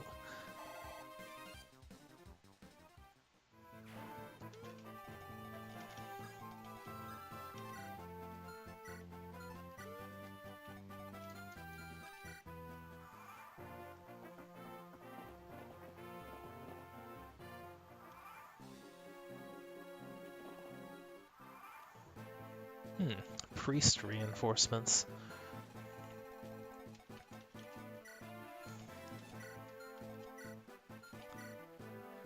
Another door key. Interesting.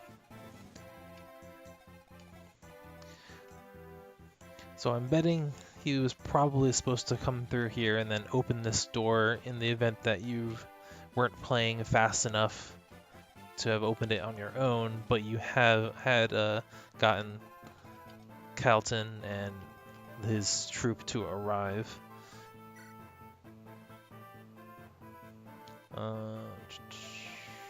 What turn is it? It's already turn 25.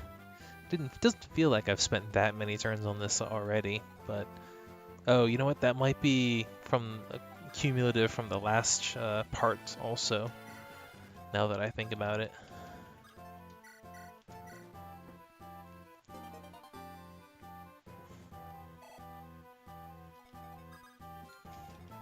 All right. So I will go to him then.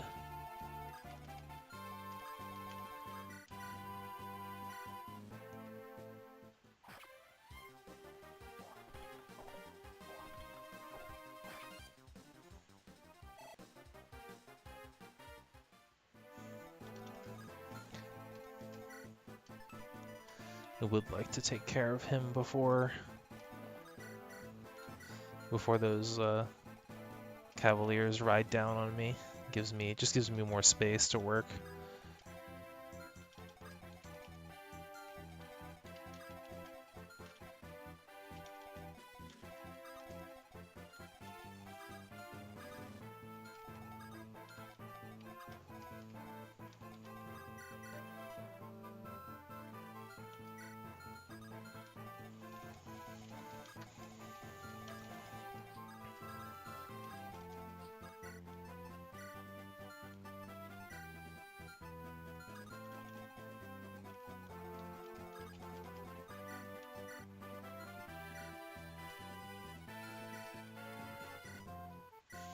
Well, I'll take it.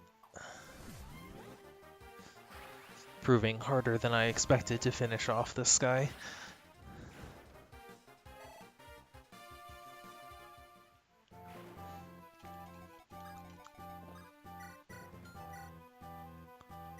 Lance Raver is kind of nasty against Uther's party because he only gets one decent axe, or I should say one axe user, and I've heard that spread is not that great. That's a fantastic level up if I've ever seen one.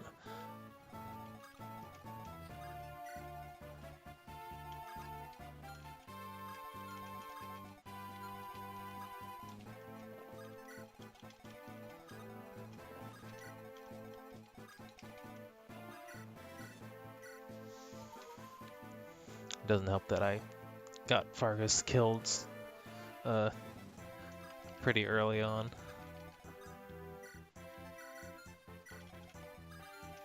I wanted to put Uther there. Whoops.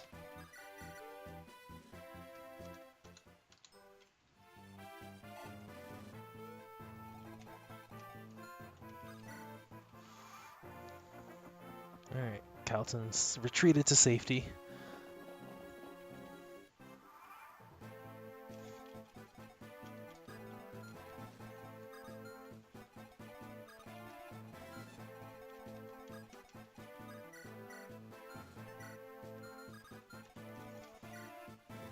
But this guy's actually pretty threatening.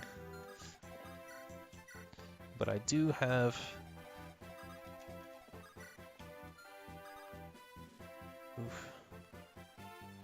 Alright, I'm going to have to make sure I pick up and drop Mettle into safety after this. Can I silence him? Probably not. 14% hit. 16, yeah, no. But I can do this.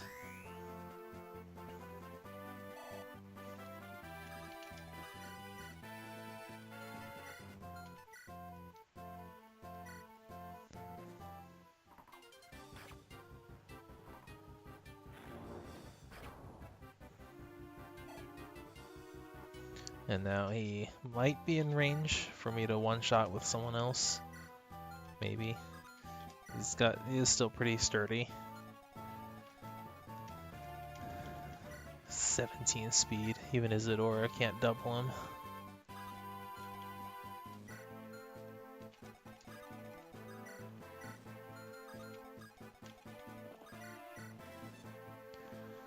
That is enough, just barely.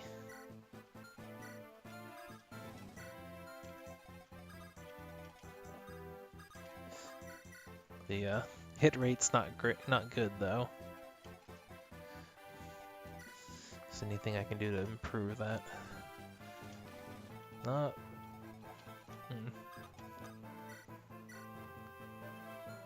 Not a lot.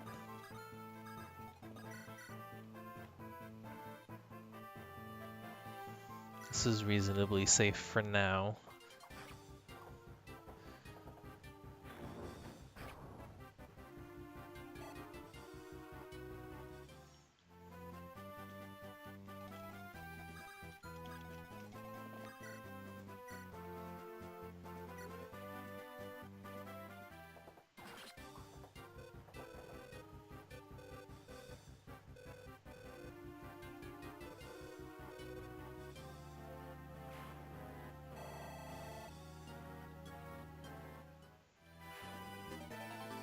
Cool.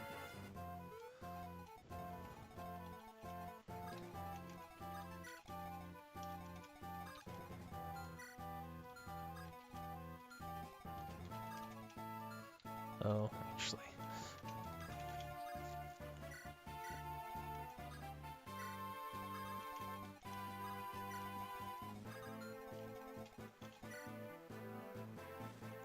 You got 20 attack speed. This guy.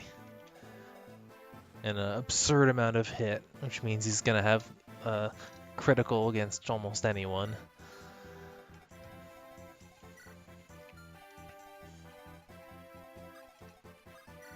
My best bet, I think, is gonna be to open this door and rush him, because I can't pull the, won't be able to pull the mage either without getting the longbowman. And the longbowman's gonna tear apart most of my team. How much damage does he do? He's got 23 attack? Alright. Oh, Wallace may be able to tank a hit.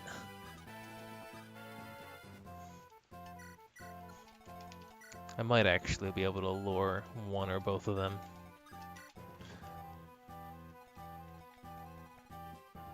But I gotta deal with these guys first.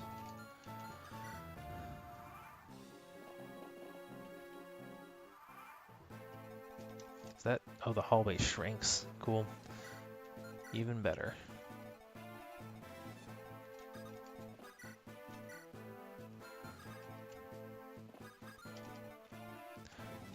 Which means this Krenel actually doesn't mean anything, because no one can stand in range there.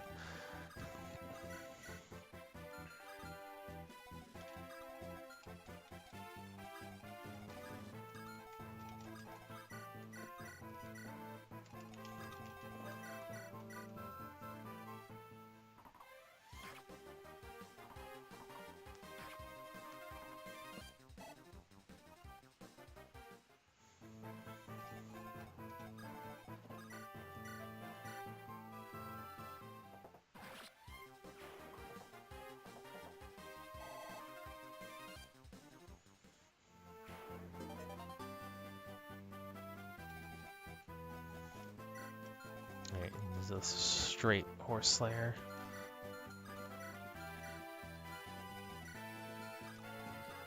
Well, I can do a straight horse slayer too.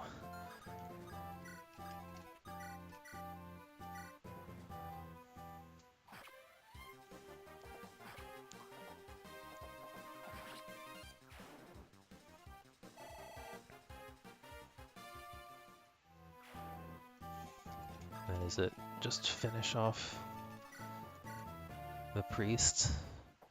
Get some lance experience, I guess, for all that it's worth.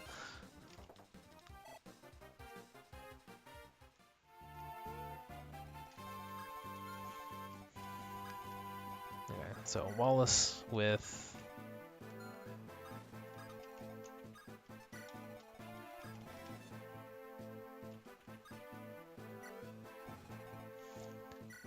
the barrier staff support, and Hussar, because Hussar is a support. Where are you running? I guess that's fine. Isadora is going to be the fastest to catch up with the rest of my group anyway.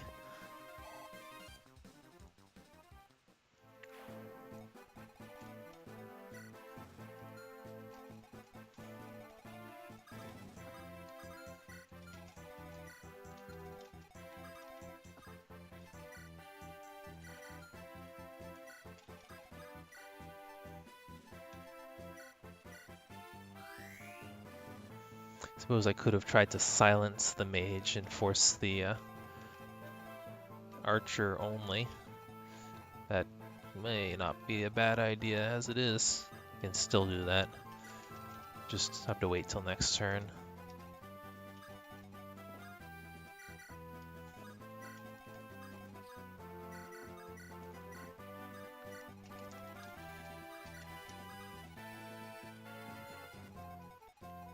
Boss does have soul. And it is charged. That must be a turn thing. Charge skills. Now that I think about it, Sybil did not get anything. Interesting.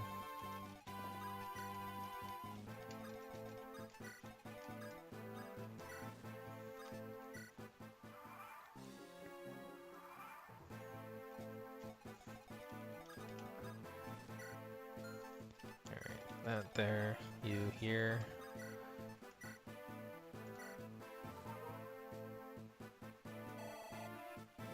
Looks like I healed him.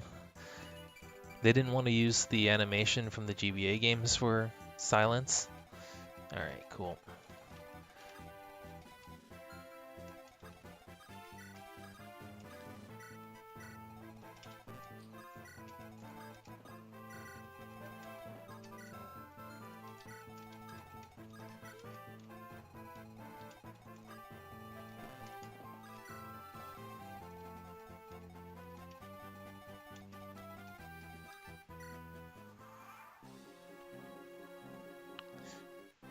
Oh, actually, I have seen these guys before.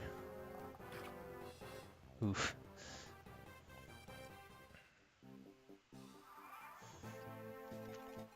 But that is about what I expected, I suppose.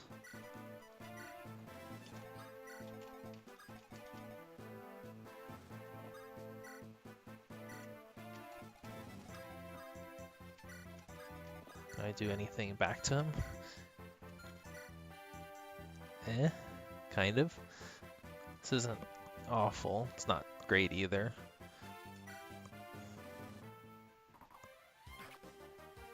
At least I'm the one with the crit rate. And I do have a pocket healer on hand.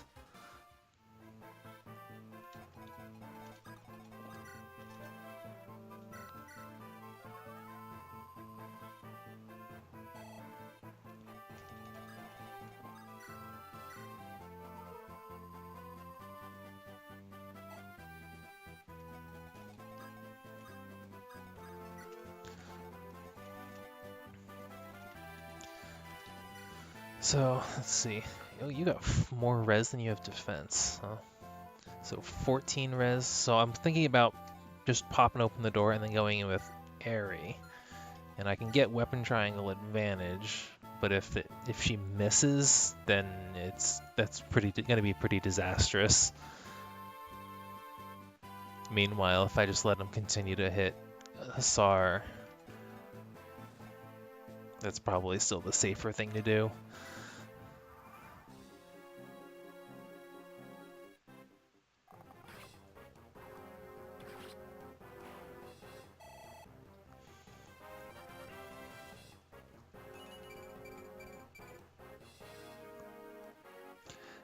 Honestly, Hussar seems to be getting better level ups in his promoted state than he was unpromoted, and his growths look like they were supposed to have gone down in between or through the promotion.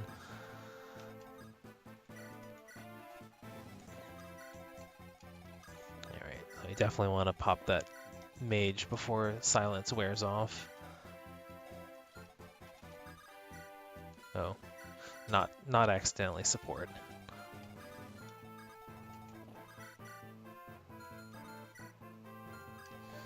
Abelia gonna hit level 20. If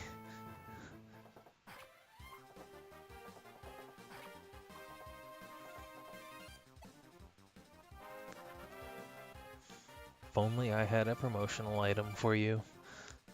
You honestly would have been worth it. Those stats, that stat spread now is actually pretty good even for the main games.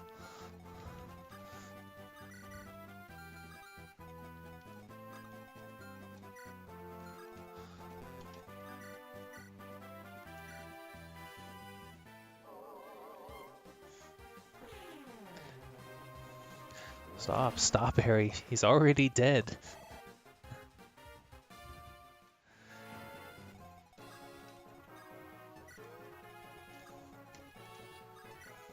Now I break out all my anti-cavalry weapons and finish him off.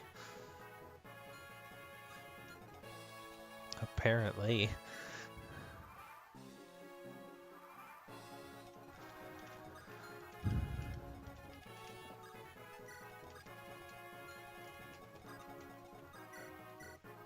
Oof. That is not the best matchup. Good enough to keep for consideration for later, but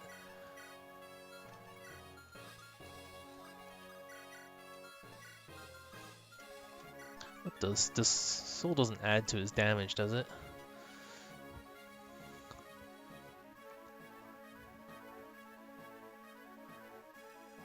Yeah, it doesn't. It just recovers.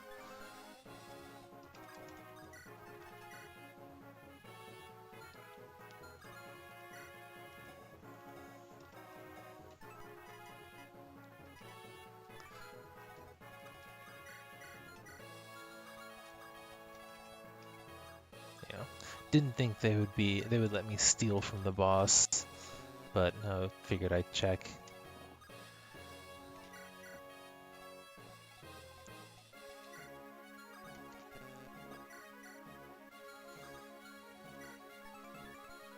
How heavy is the Horse Slayer? 13. Alright. So like a Balia using it instead.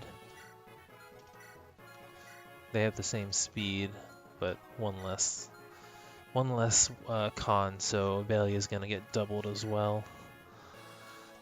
Difference being Balia is gonna hit a lot harder with it.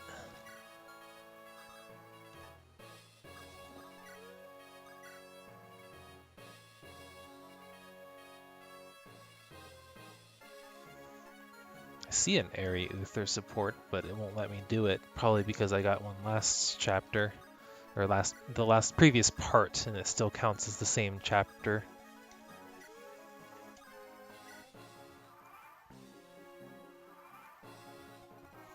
But I want to bring Hassar in to start softening up the boss before I try to go in for something else.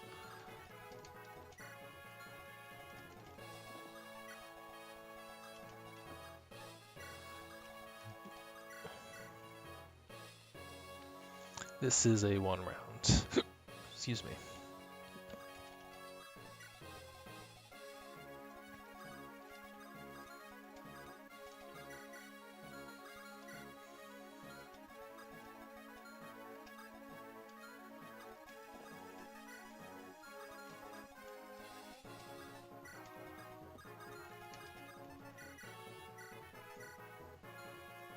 Did get an arc fire spell, but I don't think I have anyone who can use it.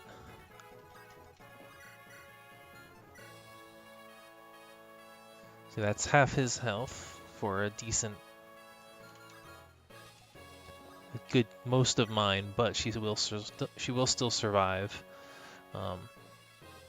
If Soul works the same way that it did, that the Spiral Strike did for the other Falcon Knight that I got a few chapters ago for Tristan's party, then he shouldn't simply activate it on counterattack. It has to be manually picked, I suspect. But let's start here.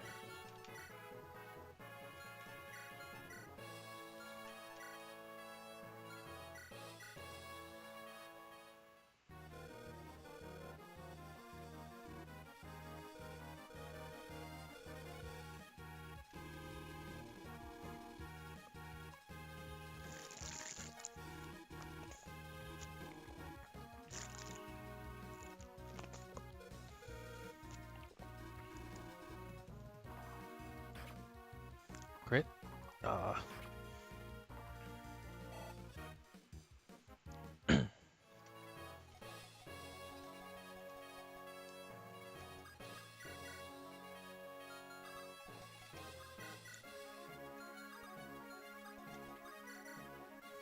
It's not much, but I could use this to chip at him a bit.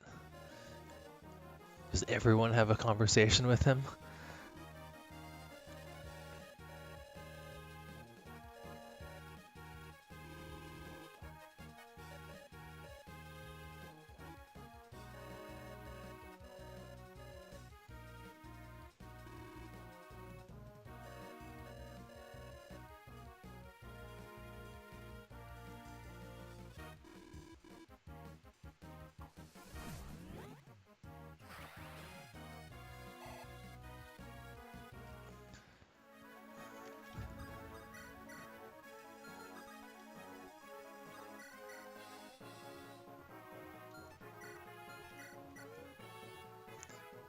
Nope. Nope. This isn't a unique conversation because Aerie didn't show up. Ah, of course this is the one that would do good damage. This is the one that missed. I can survive this, so I might consider throwing it in.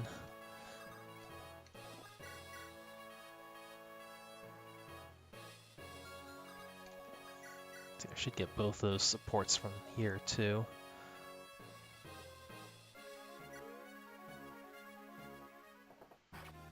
Nice. And that might put him in range to get killed by Uther too.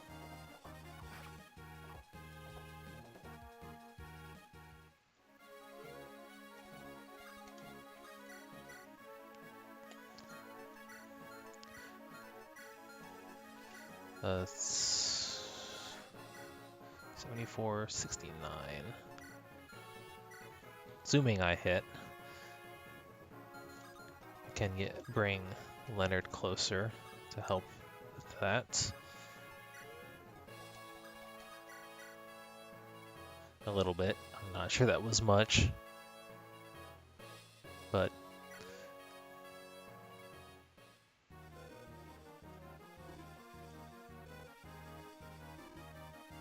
just Hubert.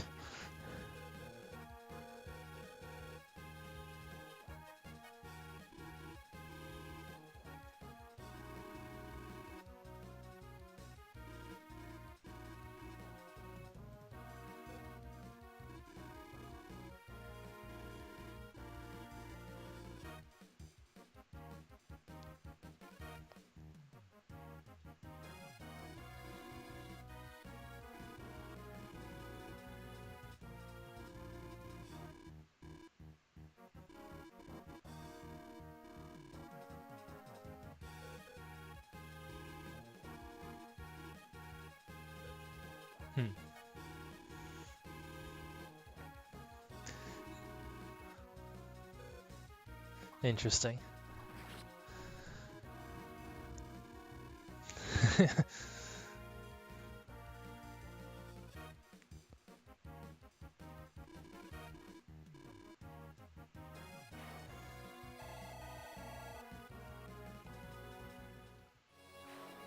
He's not as climactic of a final boss for this part that I was expecting, but I suppose it is only the first part, and in the end he did prove to be kind of an interesting character. As interesting as he probably could be with as little screen time as he's had. And with that, we are wrapped up with this chapter, or at least this part, assuming there's no additional parts after this. Do I have any supports that I want to grab? No, I think those are all either gonna infringe upon potential a support that I want, or aren't present. I still got an S for that.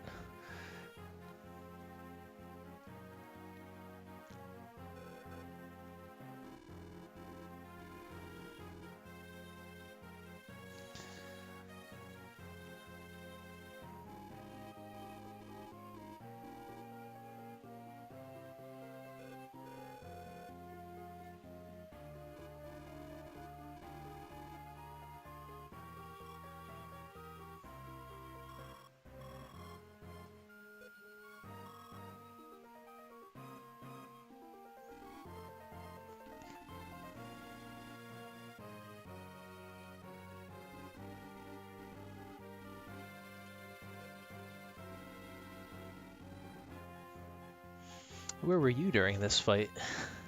I guess it was implied that he was off fighting on a different front.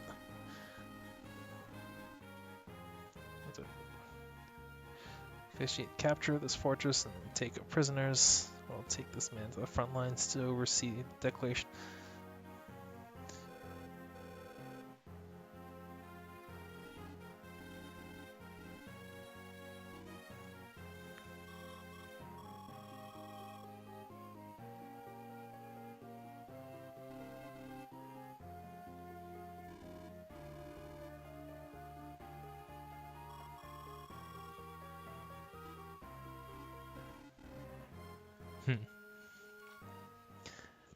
For a second I was wondering why Madeline was accompanying him, but I suppose it's to keep him alive at least long enough to order an issue to surrender.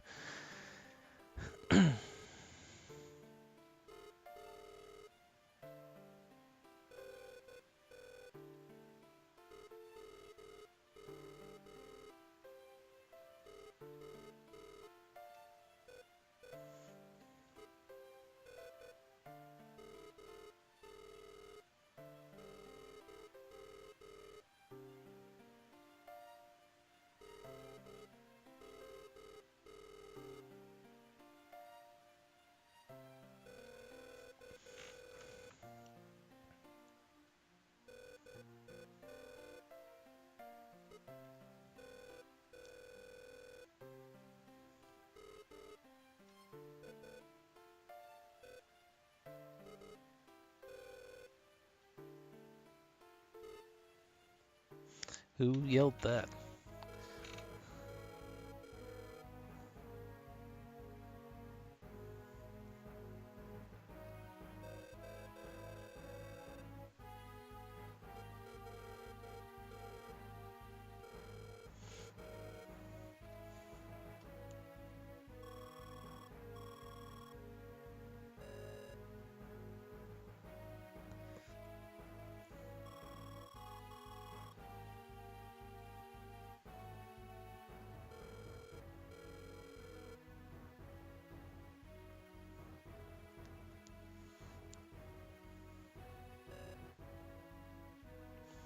Speaks in third person.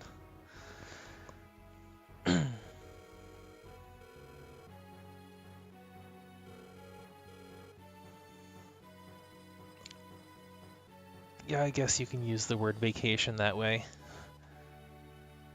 I just wasn't expecting it.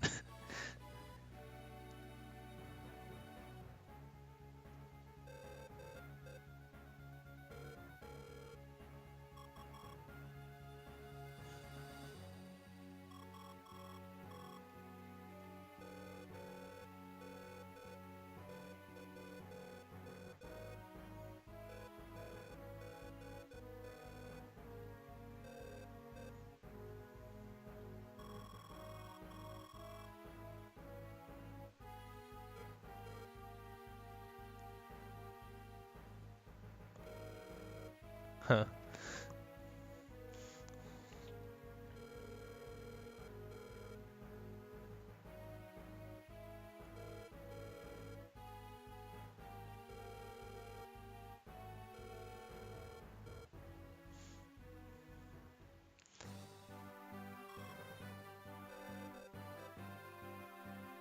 Can we go back to stabilizing the continent?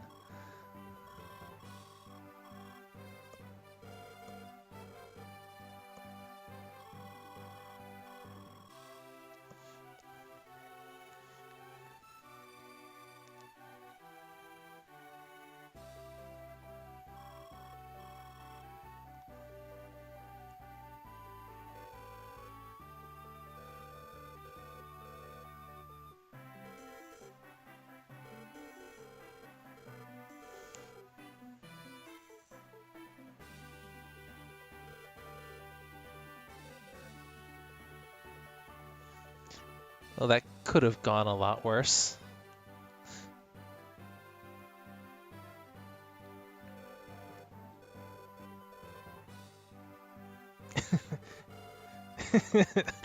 Can we just not?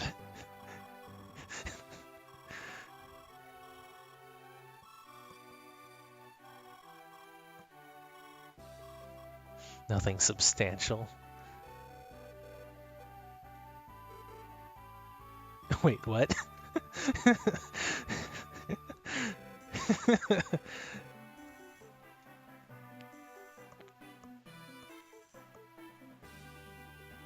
Oh yeah, they recognize the fact that I got Chester killed. And they actually have a unique script for it, however small.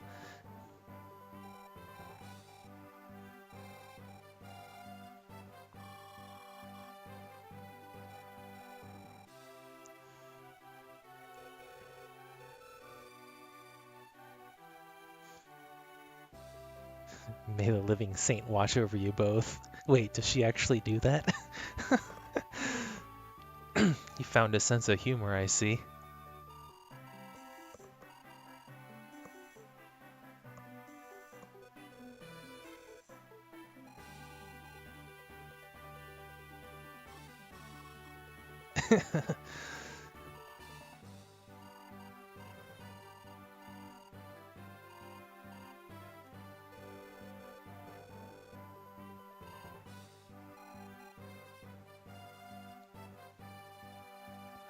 Congratulations.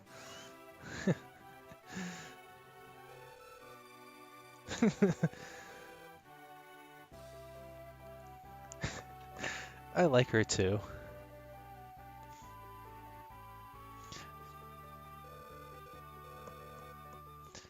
That is some praise coming from Uther.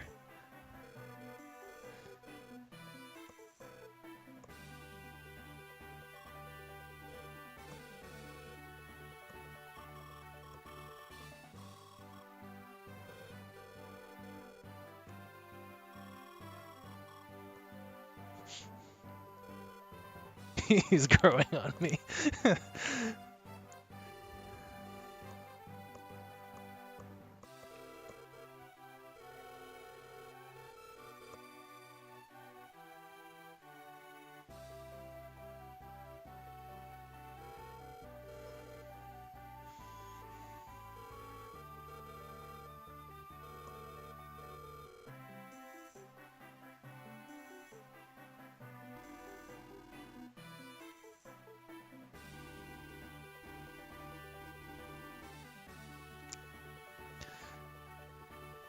Young Wallace was savage.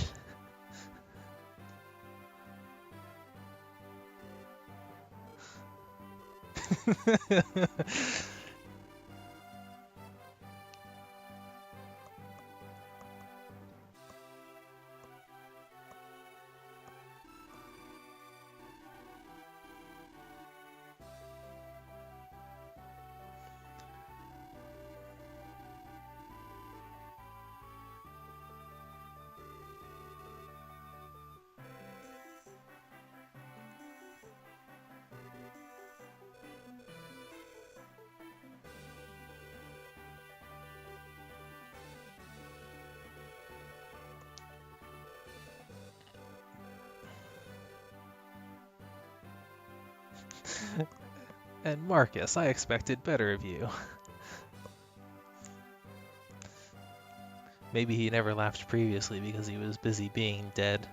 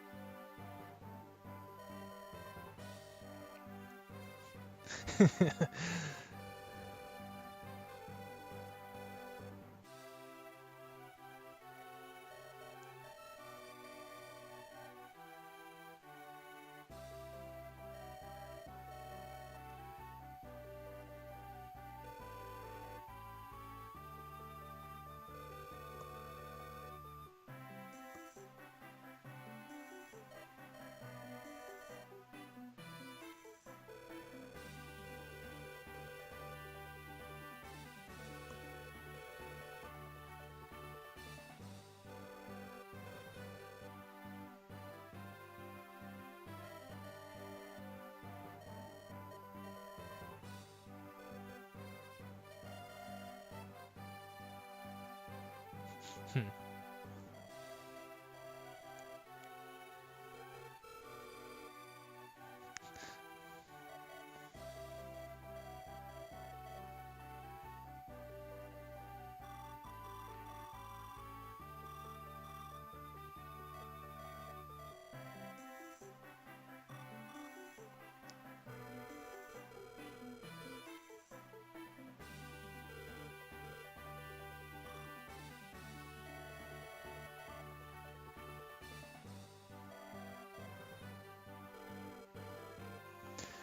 So Harkin's actually from the Western Isles.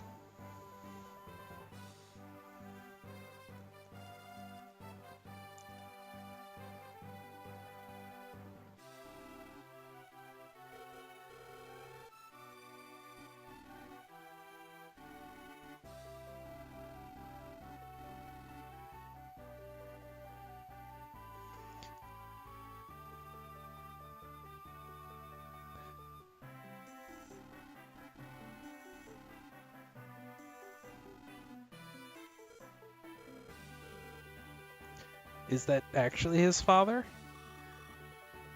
Or is that just saying son for someone younger than him?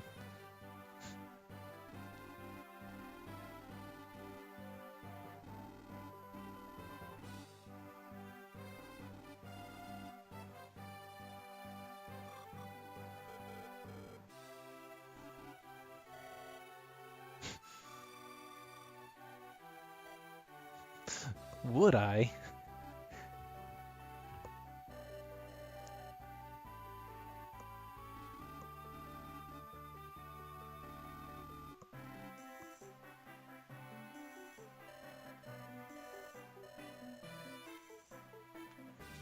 Inspirational speaking, Deacon says. I call it wind magic. He blows hot air and whole armies fall in love with him.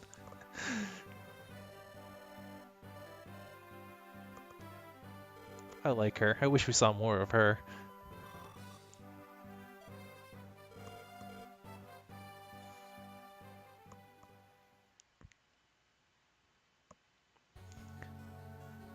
Interesting the way that this is trying to wrap up itself, but there are still some loose ends. Like the other parties still haven't really reached a conclusion.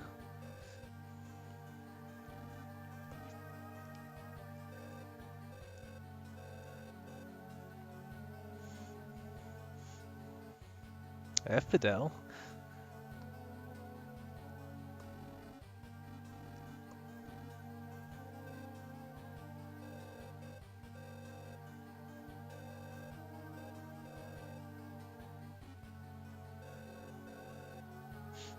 Make Solomon great again.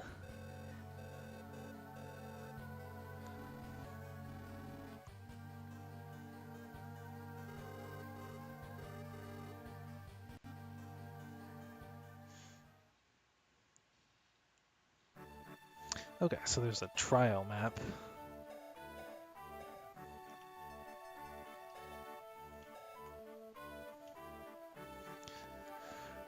I'm gonna take a look at it. I think I've seen it before. 5 months after.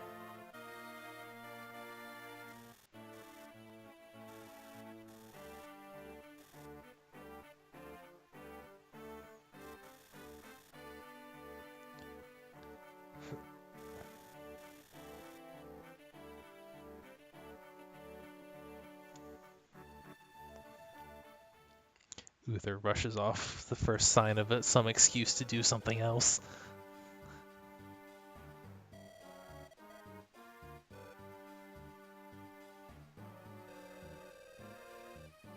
Who is that?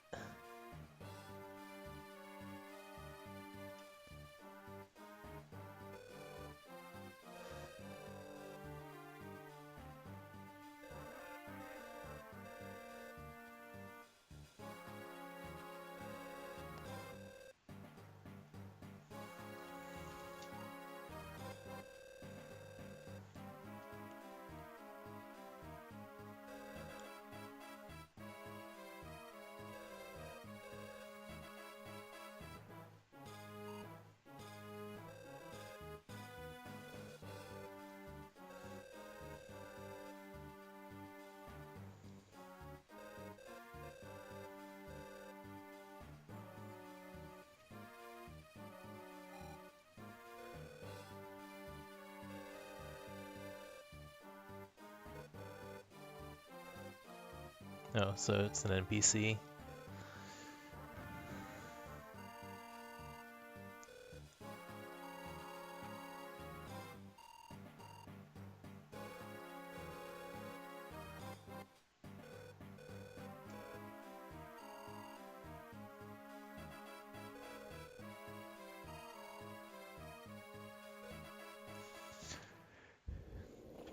Kind of curious that they decided to try to put a story to this trial map. I wonder if this maybe is like a draft for like the start of the second part.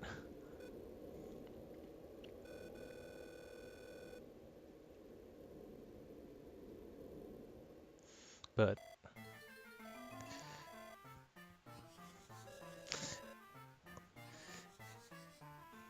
recolors of FE6 and FE7 bosses, as well as Chapter 2, Chapter 1.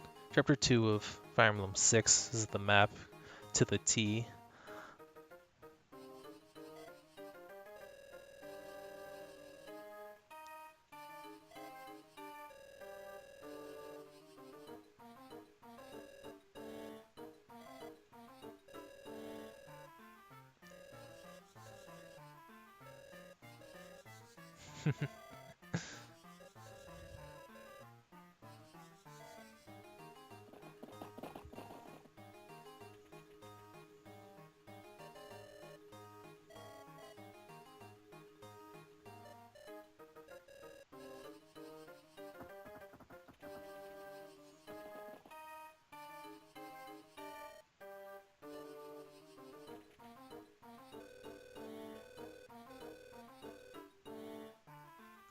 And then the writing kind of fell apart there.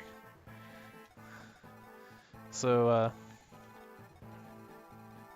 yeah. FE6, almost exactly. It's actually not quite the same. The castle here is a little different. But other than that, it might be an exact recreation.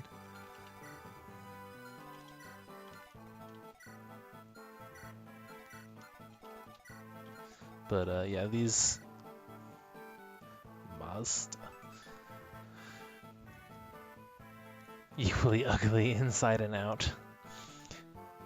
The character I don't know. Well, considering he's supposed to be from Burn, we didn't actually do anything in Burn. Then we probably didn't run into him in the main story, and I just missed him.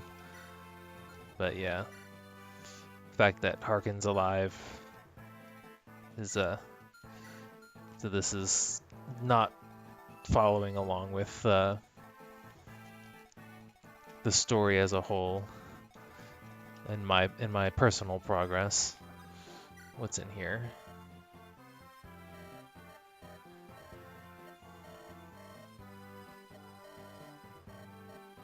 Just gold.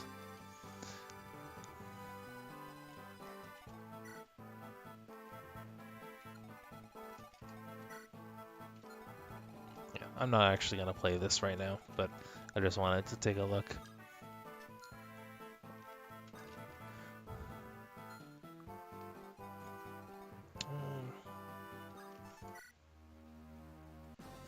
Here we go.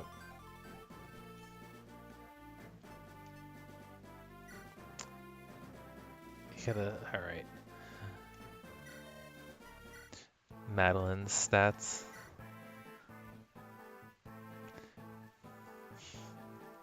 They look about the same as before.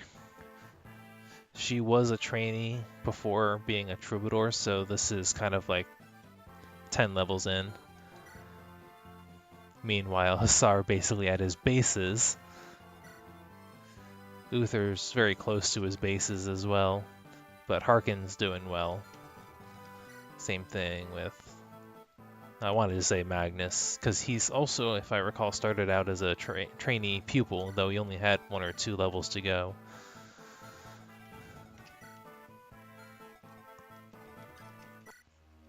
Yeah. So that was FE7X. I had a great time with it. especially more so after I finally understood the philosophy behind it. But I've talked about that almost every time since then, so I'm not gonna drone on about that again.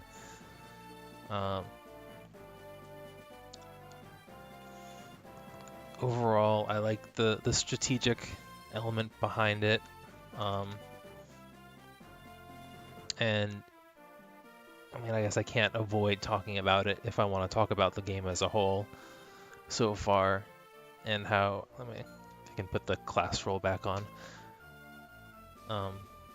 But the changes in like the tweaking of the stats and stuff, the removal of this one round meta that is pretty dominant in the main games did do some very interesting things to the gameplay.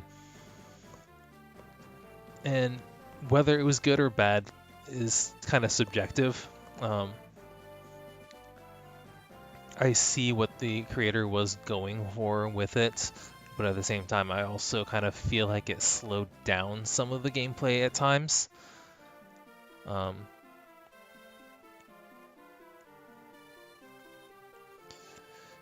And maybe there's something you could do about it, maybe not.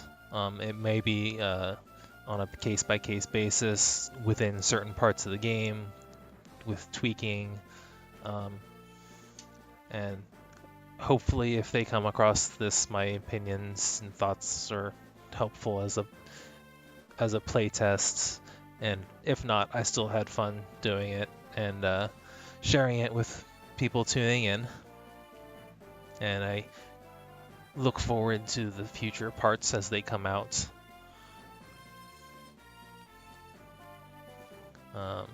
I don't know if I would stream from the beginning again, or if I would just play from the beginning again if it did come out with a new part and then pick up from there. I don't think I would continue from this particular file, mostly because I made a lot of mistakes, both from ignorance and misunderstandings or miscalculations. I lost a lot of units that I kind of would like a chance to try playing with again. And I might have missed other stuff too. So, as I said, I think if a second part came out, I would start over and see what new things I could find now that I have a bit more experience with it behind my belt. I love all the custom animations. That's been one of my favorite parts of the game.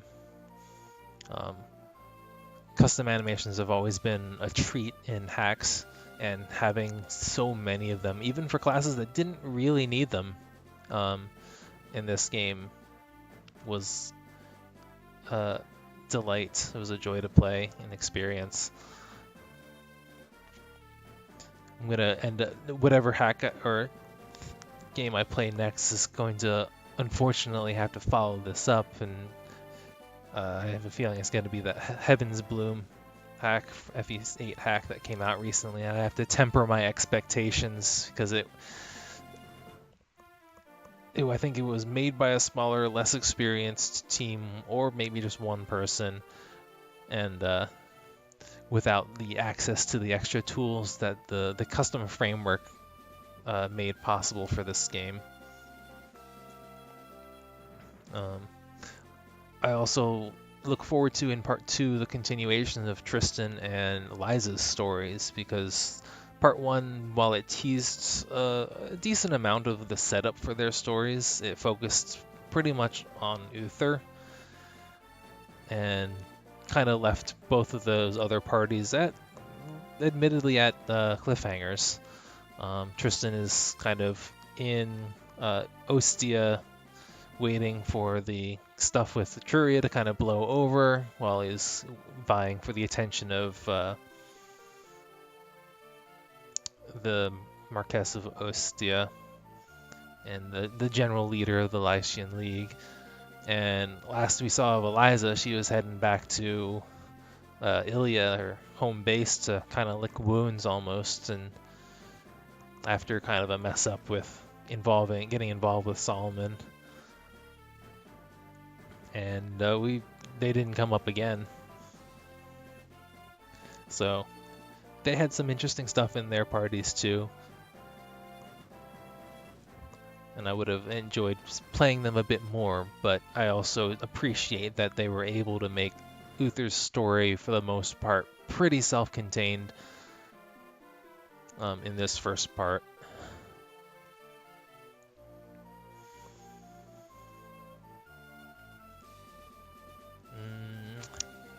I think that's, for the most part, all I want to say about this. A good experience overall, despite a little bit of a rockier start.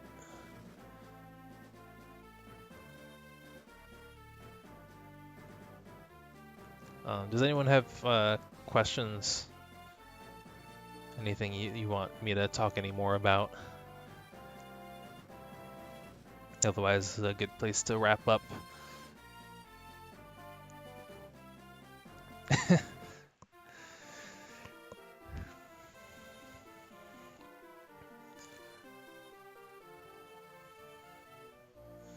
Yeah, there were some supports that I did end up passing over, kind of thinking maybe in a more long-term sense, even though I wasn't going to make it for as long of a term as I was planning for. I unfortunately didn't get that last Uther Airy support either.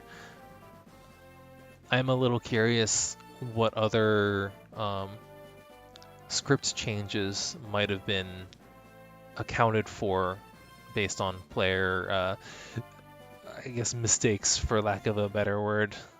What kind of player deaths, like at that end with Chester being mentioned by Abelia, was very clearly he died in combat, and we're recognizing that, even though that hadn't really happened up to that point, but it was also because a lot of the characters that I had lost were still somewhat plot important, kind of. They still had lines to say or things to interact with in the main story, even Gado.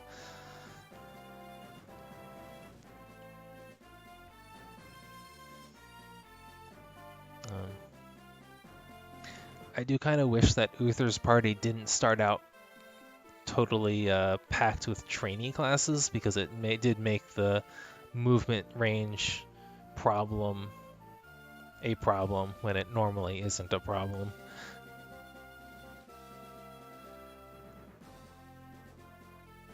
Yes, the prologue, or the prologue introduction chapter, did feature Roland and the eight heroes, and Hartmut, and they talked a bit about the formation of the legendary weapons and the problems that it might cause, and how it was still kind of necessary, and characterized Emmeline, Roland, Hartmut, and one other guy that I don't remember his name because I don't think he was listed as a legendary hero. It was a berserker, but it wasn't our Durbin.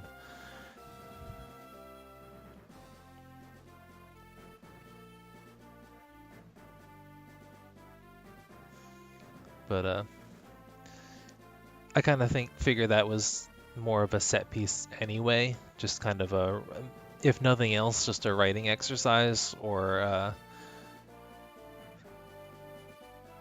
just kind of writing exposition. Maybe they'll do something more with it, but I don't really see it happening too much in the main parts of this game. Because there is still plenty of other stuff, other story to tell, and the flashback didn't really seem exceedingly relevant to that. At least not to develop further.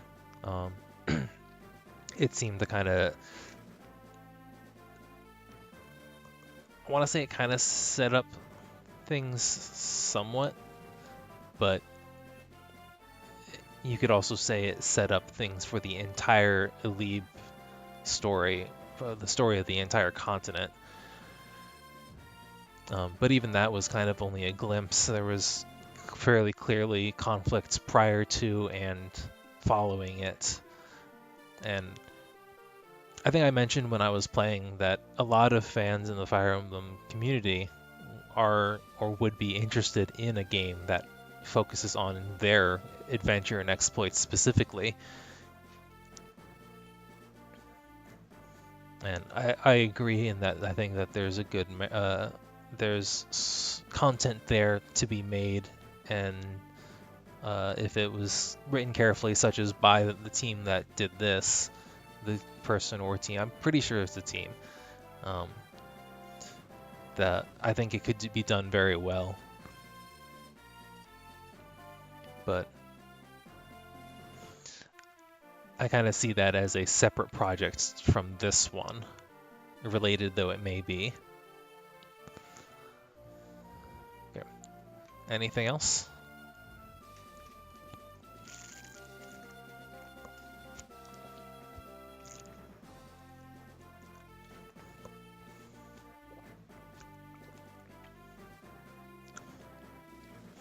More Scout Tony criticals, please.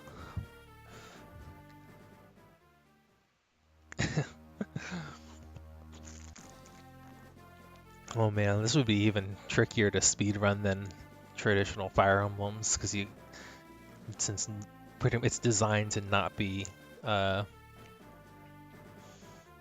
it's designed to have no one-round kills or very few one-round kills, so there's even more opportunities for things to go wrong with the RNG since you need more hits to kill things. That's more chances to miss.